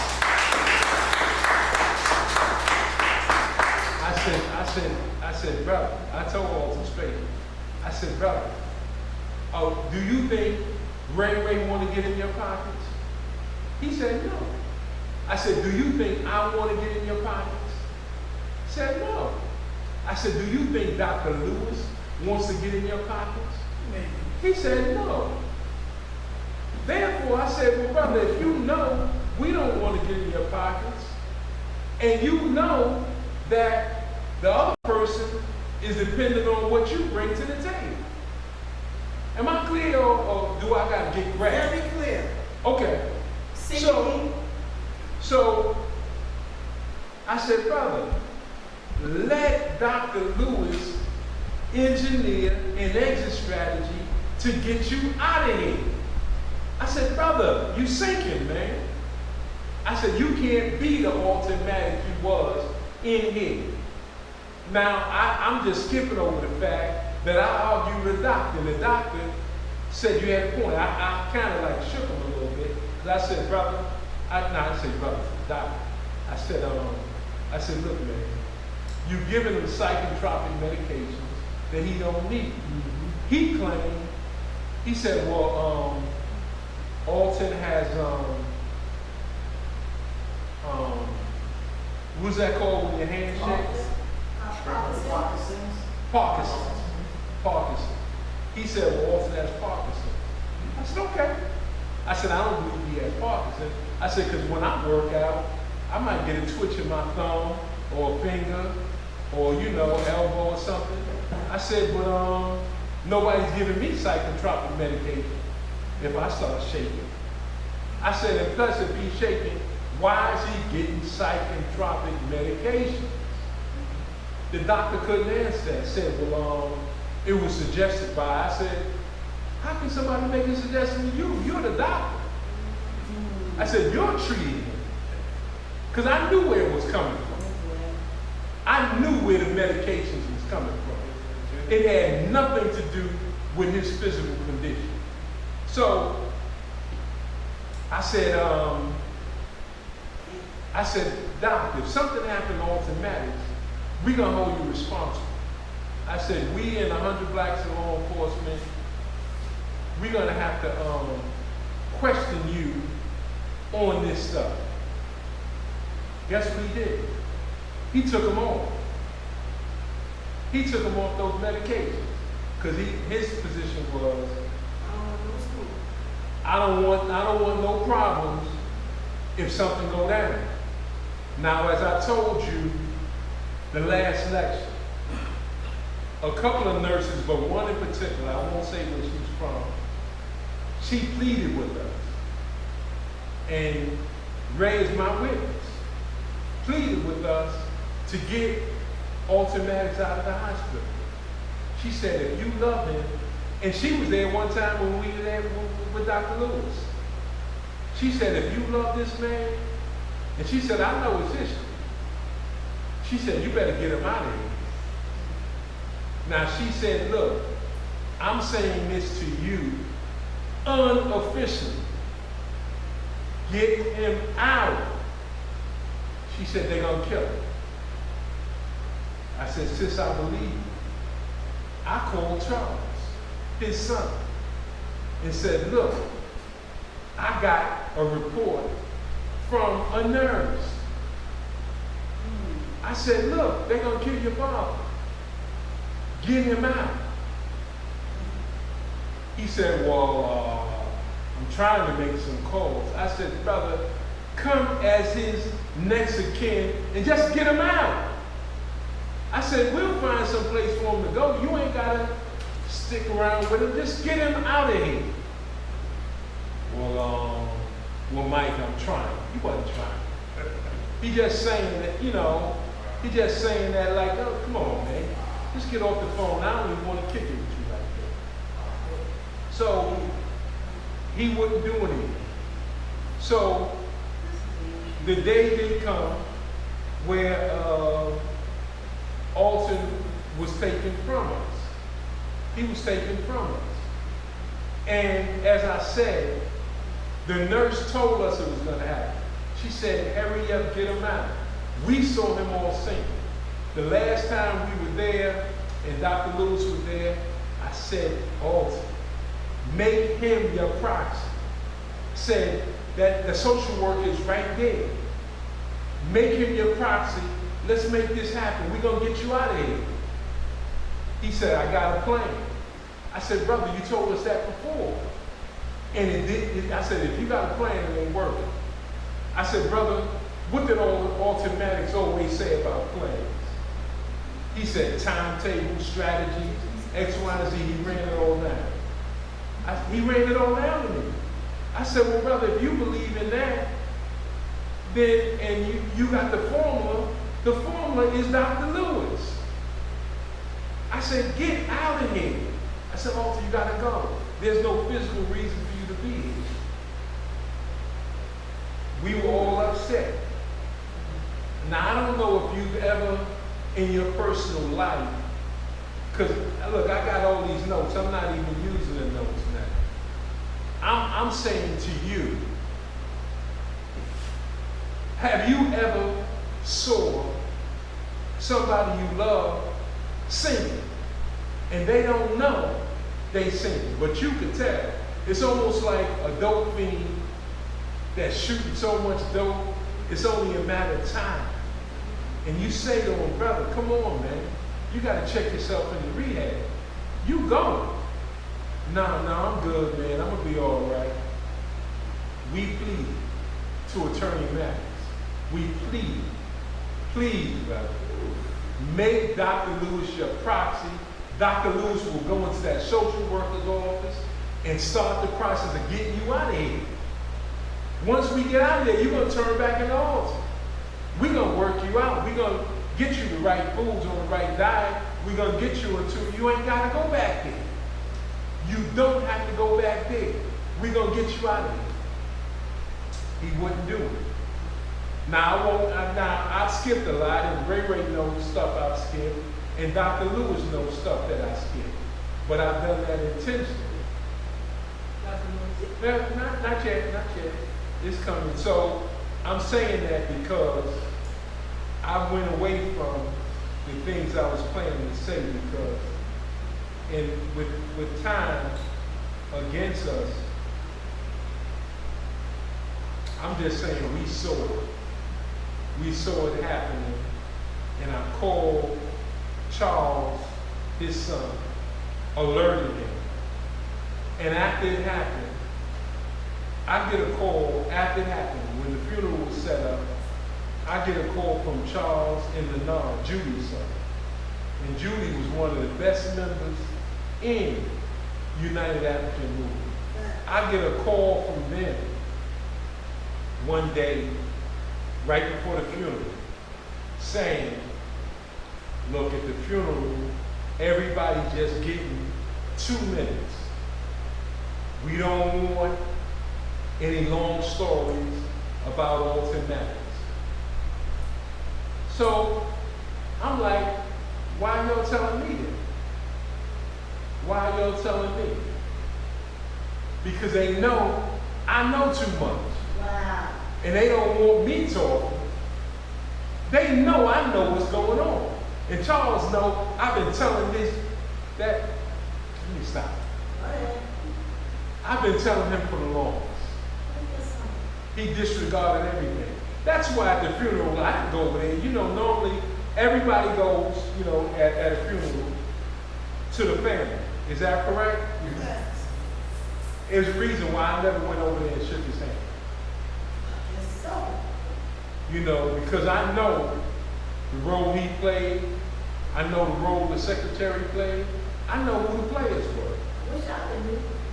And no one from United African Movement spoke at the funeral. All these other people spoke, and we didn't speak. Now Mason comes up to me after, oh, brother Mike, hugging me, bear hugging me. Oh, brother, man. Oh, man. And he thought I was going to say, oh, your eulogy was on the money. I looked at him and said, brother, is there a reason why nobody from United African Movement can speak? He said, you kidding me? He said, you kidding? Nobody from United African Movement spoke? He said, oh, man, we got to do something about that. And I'm looking at him, you know, lawyer, con man, and I'm saying, we got to do something about it. What are we going to do about it now? Everybody's getting ready to go home. What are you talking about? Conrad came up to me. Conrad Tiller, who I had known for years and years, came up to me and said, Brother Mike, oh man, it's so good to see you. I said, yeah, brother, it's good to see you too. He said, is there a reason? Because he was one of the speakers. He was one of the guys leading the program. And I said, is there a reason why nobody from United African Movement spoke? He said, you kidding me? Nobody from United African Movement spoke? Wow. And he had that surprised look on his face, the same one that Mason had. So I said, no, man, nobody from United African Movement spoke. And he said, I said, but that's okay. I said, I already know what's going on. He said, no, tell me what's going on. I said, brother, I can't talk right now. Now I'm glad that Sister Pat. I'm glad I came because I didn't know any of this stuff. No, I know you didn't know. Now Pat, Brother Peace, was on Sister Keisha's show. I couldn't say nothing at that time. I was too upset to talk about it. It was just too soon. And Sister Keisha asked me, she invited me on the show. I said, I can't do it. And she said, said that I invited Michael Graves, but he's just overwhelmed at this time. And the next week, they came on and did another show, which I'm glad that they invite, the Sister Keisha invited Pat and Peace back, and they did another show. And I was glad because they were able to piece together so many good things in his life, but they didn't know nothing about this, Nothing. what was going on. And we just said, I said, I'm gonna hold my peace. Because I wanted to do the show with them because it was good energy and people that loved Alton. And Peace drove all the way from Charlotte, North Carolina to come up here. And that's at least 10 hours. I'm telling you what I know. That's at least a 10-hour drive. And Peace loved Alton. And he didn't know this, and I don't know if he's on Zoom now, but he'll definitely get this thing later and find out what he didn't know. So all this was going on. I said to Randy Short came from DC. He called us and said, Brother Michael, I'm coming. Told me and Ray that he was coming. And I said, and I'm going to end it now because it's almost 9:30. Said that I said, Randy asked me why was I sitting where we were sitting at. I was with Sister Keisha and Brother Ray. And I said, I'd rather sit behind the boule than in front of him. And he started laughing. And he said, well, I'm going to sit on the side so I could watch them. I said, well, you can see the boule members as they sitting up there. And I said, I'll sit behind them. I feel a little more comfortable sitting behind them instead of in front of them. So in any event, it went on. And after, there were some people in UAN that didn't even realize that nobody from UAN spoke. Now whether it's because they were overwhelmed by the funeral or whatever the circumstances might be, they didn't realize it. But it was set up that way. The people who for years blocked Alton, planned his fall, they all were happy. They were glad that it ended that way. That was not the way that a brother like him was supposed to go out. The same way Dr. Lewis would tell you Dr. Ben shouldn't have went out the way he went out. But that's another story for another day. I'm gonna stop there, but I just would beg your indulgence that I don't want you to take this wrong. You say, well, why are you saying that about Charles? I'm telling you the God honest truth. And I'm going to speak truth, whether somebody likes it or not. It is what it is, and those that want to send them the tape, damn it, I don't care. I know what I know, and I know what happened, and that's why I didn't have nothing to say to Charles after the funeral. And he just wanted it to be over so he can go on with his life. And that's a choice he made. So it is what it is. And I'll stop there. I'll just say to UAN, I had to say what I said because it's true. Yeah, I left a lot of things out. And there's a whole lot more to be said, maybe down the road. But I had to say what I said. And at this point, I'll stop because it's 9:30. We got to get some Q&A. So I'll stop right there. Good, Doc. I have your permission to make a comment? Sure. In your particular case, you can make an extended comment.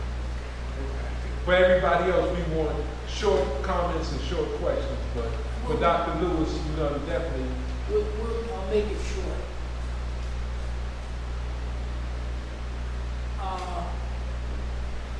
I've known Alton for a number of years. And I can't tell you exactly 10, 15 years ago. No. Alton called me. Well, just make it loud enough so they can hear you. Alton called me 10 or 15 years ago. Said he had a problem. So I asked him to come to the office. So he came and we talked.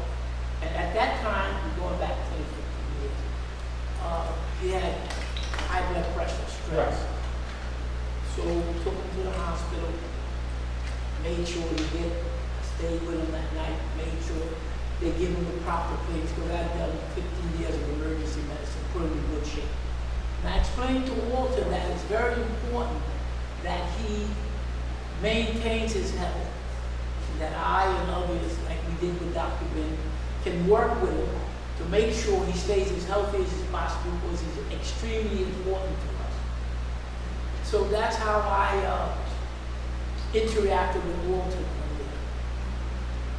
We, for whatever the reason, we weren't able to hook up the arrangement at that particular point. I'm going to jump just very quickly to the circumstances that I experienced with Graves and Ray Ray around Alton, let's say in the past year, a year and a half. When I came back, say a year and a half ago, I came back to Alton's home in the Bronx with Graves and Ray Ray, and as he described, Alton was there. He was kind of run down, but we felt that we could work with him, his nutrition, to add to what Brother Graves said. There was a time when we got back, let's say a year and a half, he was a little run down physically, mentally he was basically okay. And the situation with the person that he was sharing that apartment, that person got sick, went to the hospital for 6 or 7 months. Normally you don't go to the hospital for 6 or 7 months, so I don't know exactly what happened. But that person left Alton, was living with that person got sick for 7 months.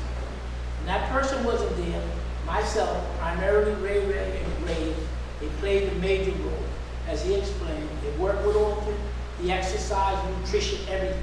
Alton functioned a year ago, totally independent living at his apartment while that individual was away for 7 months.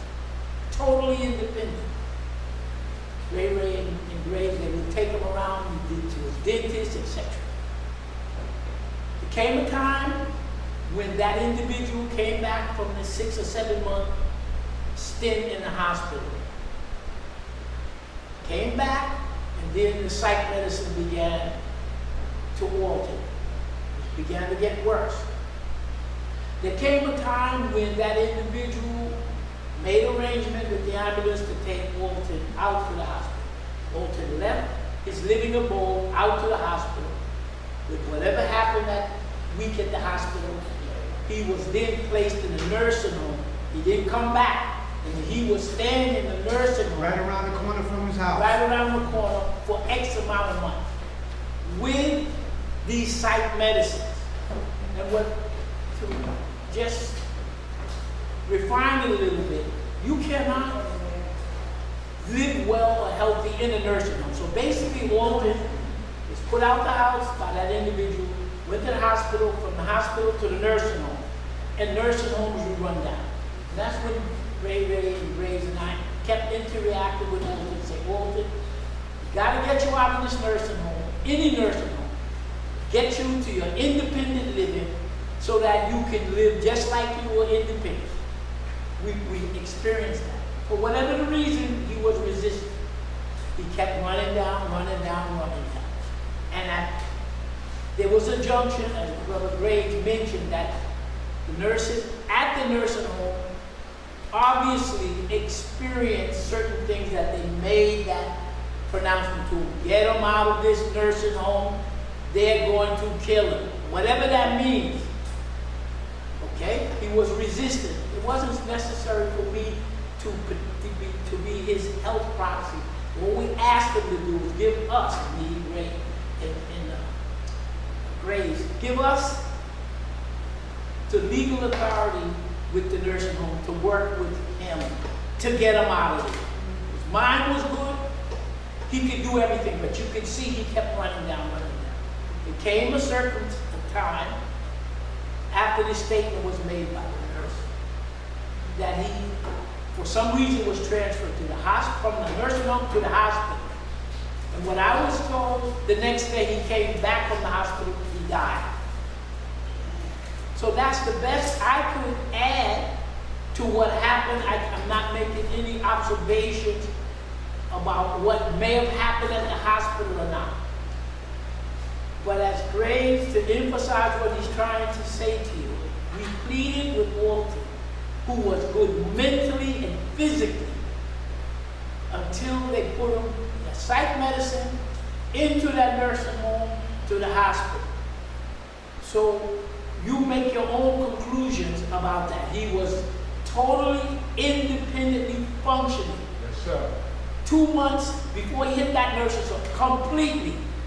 I don't know where all these other people were there. I could not make the funeral because I was tied up in the hospital, surgery, and everything else. So it wasn't that I didn't come. And I have interaction with a number of Alton friends who were my patients, some of his lawyer friends. And so I understand what he's talking about when he's speaking. From my experience, whoever was at that funeral, I didn't see him when I was working with these two brothers around Alton, where they all came and popped up. We were ready to bring Alton back to the lecture series. Here, he was okay. Before we go to the next question, just want to say that Alton was looking so good, he was ready to come back. He said, when we come back, we're going to have a function. And you would never guess who he said the keynote speaker was going to be. He said the keynote speaker will be Trust Frank. Tell him when we took him to see Trust and he walked by himself down Marcus. Well, and that's another thing. We was taking him to therapy, whether he had, like I said, a dentist appointment or whether it was the physical therapy from his house to there. We would take him there. And after that, we would always get a meal. What we did this time is we went to Newark. Alton didn't even know what we were going to do. We had already decided we're going to take him to Newark. We took him to Newark. We went to Trust's house, called Trust to go and come downstairs. Trust comes over to the vehicle, looked in the vehicle, was getting ready to get in the vehicle, and did a double take, and said, "Oh, Alton." He was just shocked that it was Alton. Said, "Come on, man, we're going to eat, man." And Trust was like, "I'm with that. Come on, let's do it." And we went to one of Trust's spots, and we had a nice meal. And Trust treated us, and it was real good. We had a real good time. And it wasn't so much for that, but Alton said that when he comes back on his comeback trail, Trust gonna be his keynote speaker. Now, he could have named a whole lot of other people that he could have had the keynote. He said, Trust Graham. Got out the car and walked down Market Street by himself and said, "Get off of me." And this was before this psych medicine reintroduced and before this Yeah. nursing home nonsense reintroduced. I don't know what the people said. The man was totally lucid, Yeah. walking and everything. So whoever say, "Oh, he had Alzheimer's," himself, excuse me, they're full of shit. I'm glad you're saying that. They lying. All the people that was up there talking stuff about Alton, all of them saying that he had dementia. Changing that. They were lying. We never seen these Everybody people that said it. Now we around him all the time. They ain't seen him in years, and they had the nerve to say he had dementia. Where did they get that information from then? Well, you know who they got it from. The secretary. Well, she said it. Well, let me just say this, and while we're all having this conversation, maybe 2 months before Alton passed, I found out he was in the nursing home, and they said he had dementia. This was a phone call, no look, and I said, "Well, which nursing home he's in?" And they said, "Well, they don't want everybody to know, they keep it in the hush." And I said, "That's the things that the family." And I was like, 2 months later, He asked about you. he's deceased. I was like, so everything you just said here is news to me. News to me, because I'm like, I'm sitting here like puzzled. The stuff that People just were came on out your assignment. mouth. People were on assignment. Some were just running interference, doing all sorts of things. There were different people on assignment. Yeah, well, I'm how could somebody you've known for years, the person we was talking about, Keisha, you've known him all these years, know the person, know his wife, everything, and all that, and he's telling you, we getting ready to take his parking spot. So he gonna remember that, he gonna know what I'm talking about, but it's okay, because I'm telling the truth. He's telling us, Alton bugging. Man, he's bugging out. He's this, he's that. He ain't eating, he ain't talking to nobody, he ain't moving, he ain't saying a word.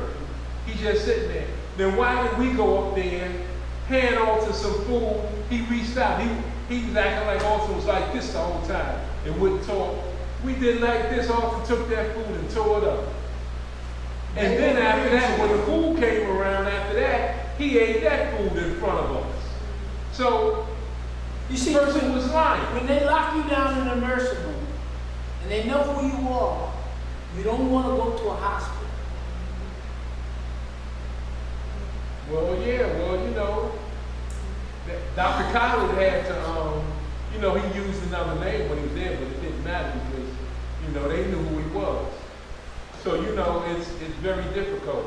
So, and like I'm saying, that I get no joy out of saying what I'm saying. I saw one of our strongest soldiers go down, and people participated that we know, people we soldiered with for years, played a role in it. You know, it was almost like it was opposing camps.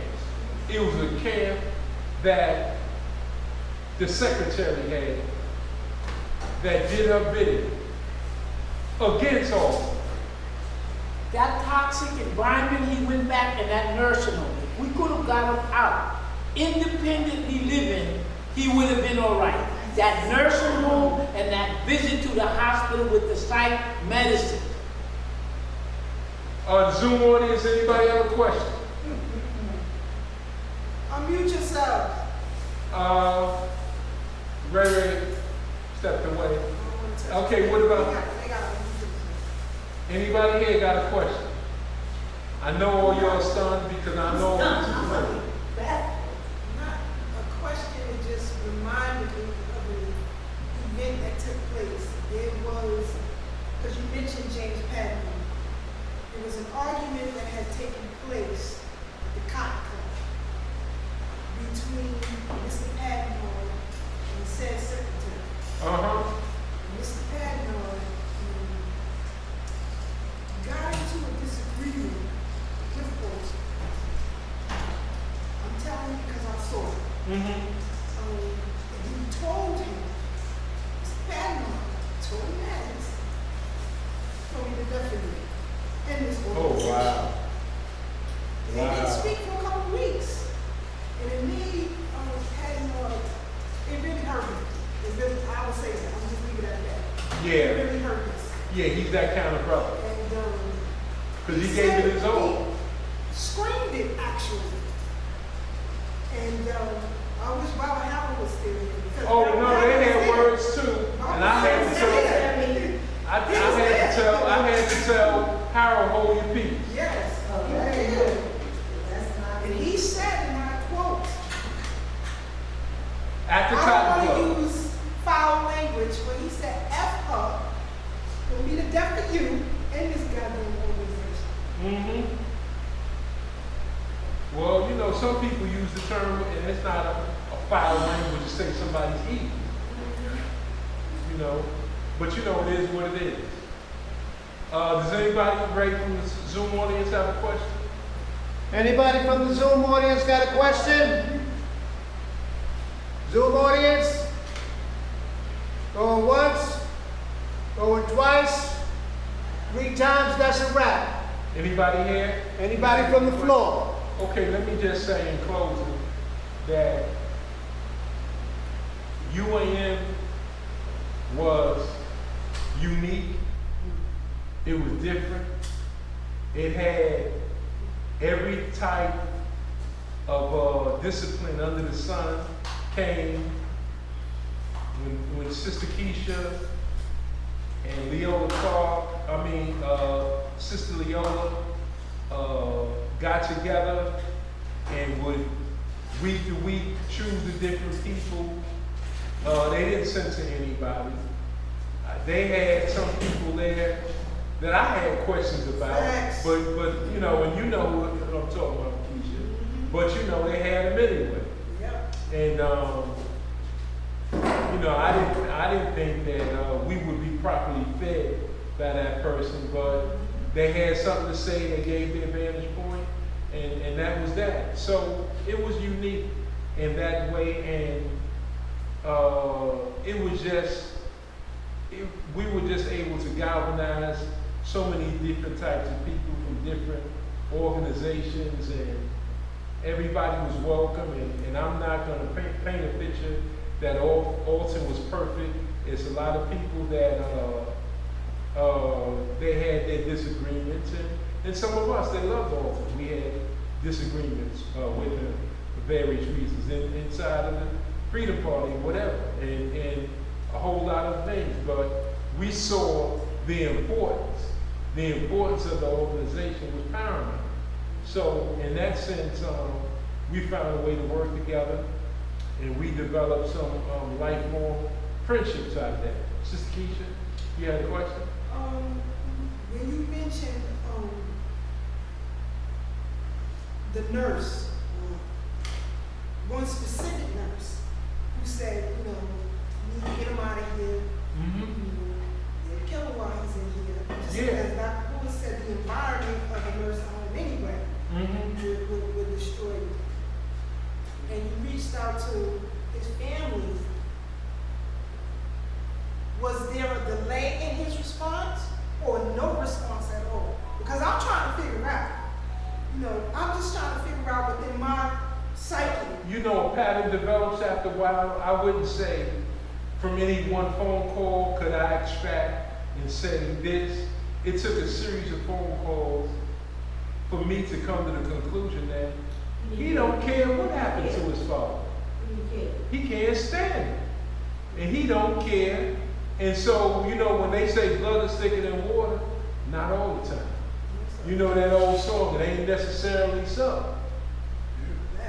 You see, let me make a point. It's not Alton's fault. I explained and I said to Alton, Malcolm X, King, Dr. Ben, y'all, and I said, you're a mortal threat to the system. Right. And you have to protect yourself at all costs. Right. There are going to be people around you. I was involved, like the community, with the Vanuatu. Let's finish and then you can make your point. Right. Okay, so I'm going to end this by just saying that I appreciate the fact that y'all stood here for a few hours and let me just bring the situation to you. I appreciate that. You know, I know most people, they don't have the attention span to just hear this out, but you know, I'm glad that y'all sat it out, and I was able to say something that I've been holding a long time. So many of us love or respect the work of United African Movement and Alton Maddox, that it ended tragically and it didn't have to end that way. We held this for a long time. I held this for a long time without saying. I did want to be on that panel that Sister Keisha put together, and I just couldn't. Love Brother Peace, and the fact that you know you had Pat come, and it was a good program. Both programs was good, and need to be observed. And everybody were able to point out so much about Brother Alton, but at that time I couldn't say it. And I'm holding stuff back now that I'm not saying. But I said enough for you to get a picture. And I'll stop there. I just want to thank everybody that was listening, and hopefully we don't let this happen again. This happened before, and maybe we'll be made better for the next time this happens, because this shouldn't have happened. His life should not have ended the way that it did. And it saddens me that it happened in front of all of us, and we couldn't do anything about it. And I'll stop there. All right. The Maddox group would like to thank Brother Maddox on A History of Alton Maddox. Thank you very much, Zoom audience, and give yourself a big hand.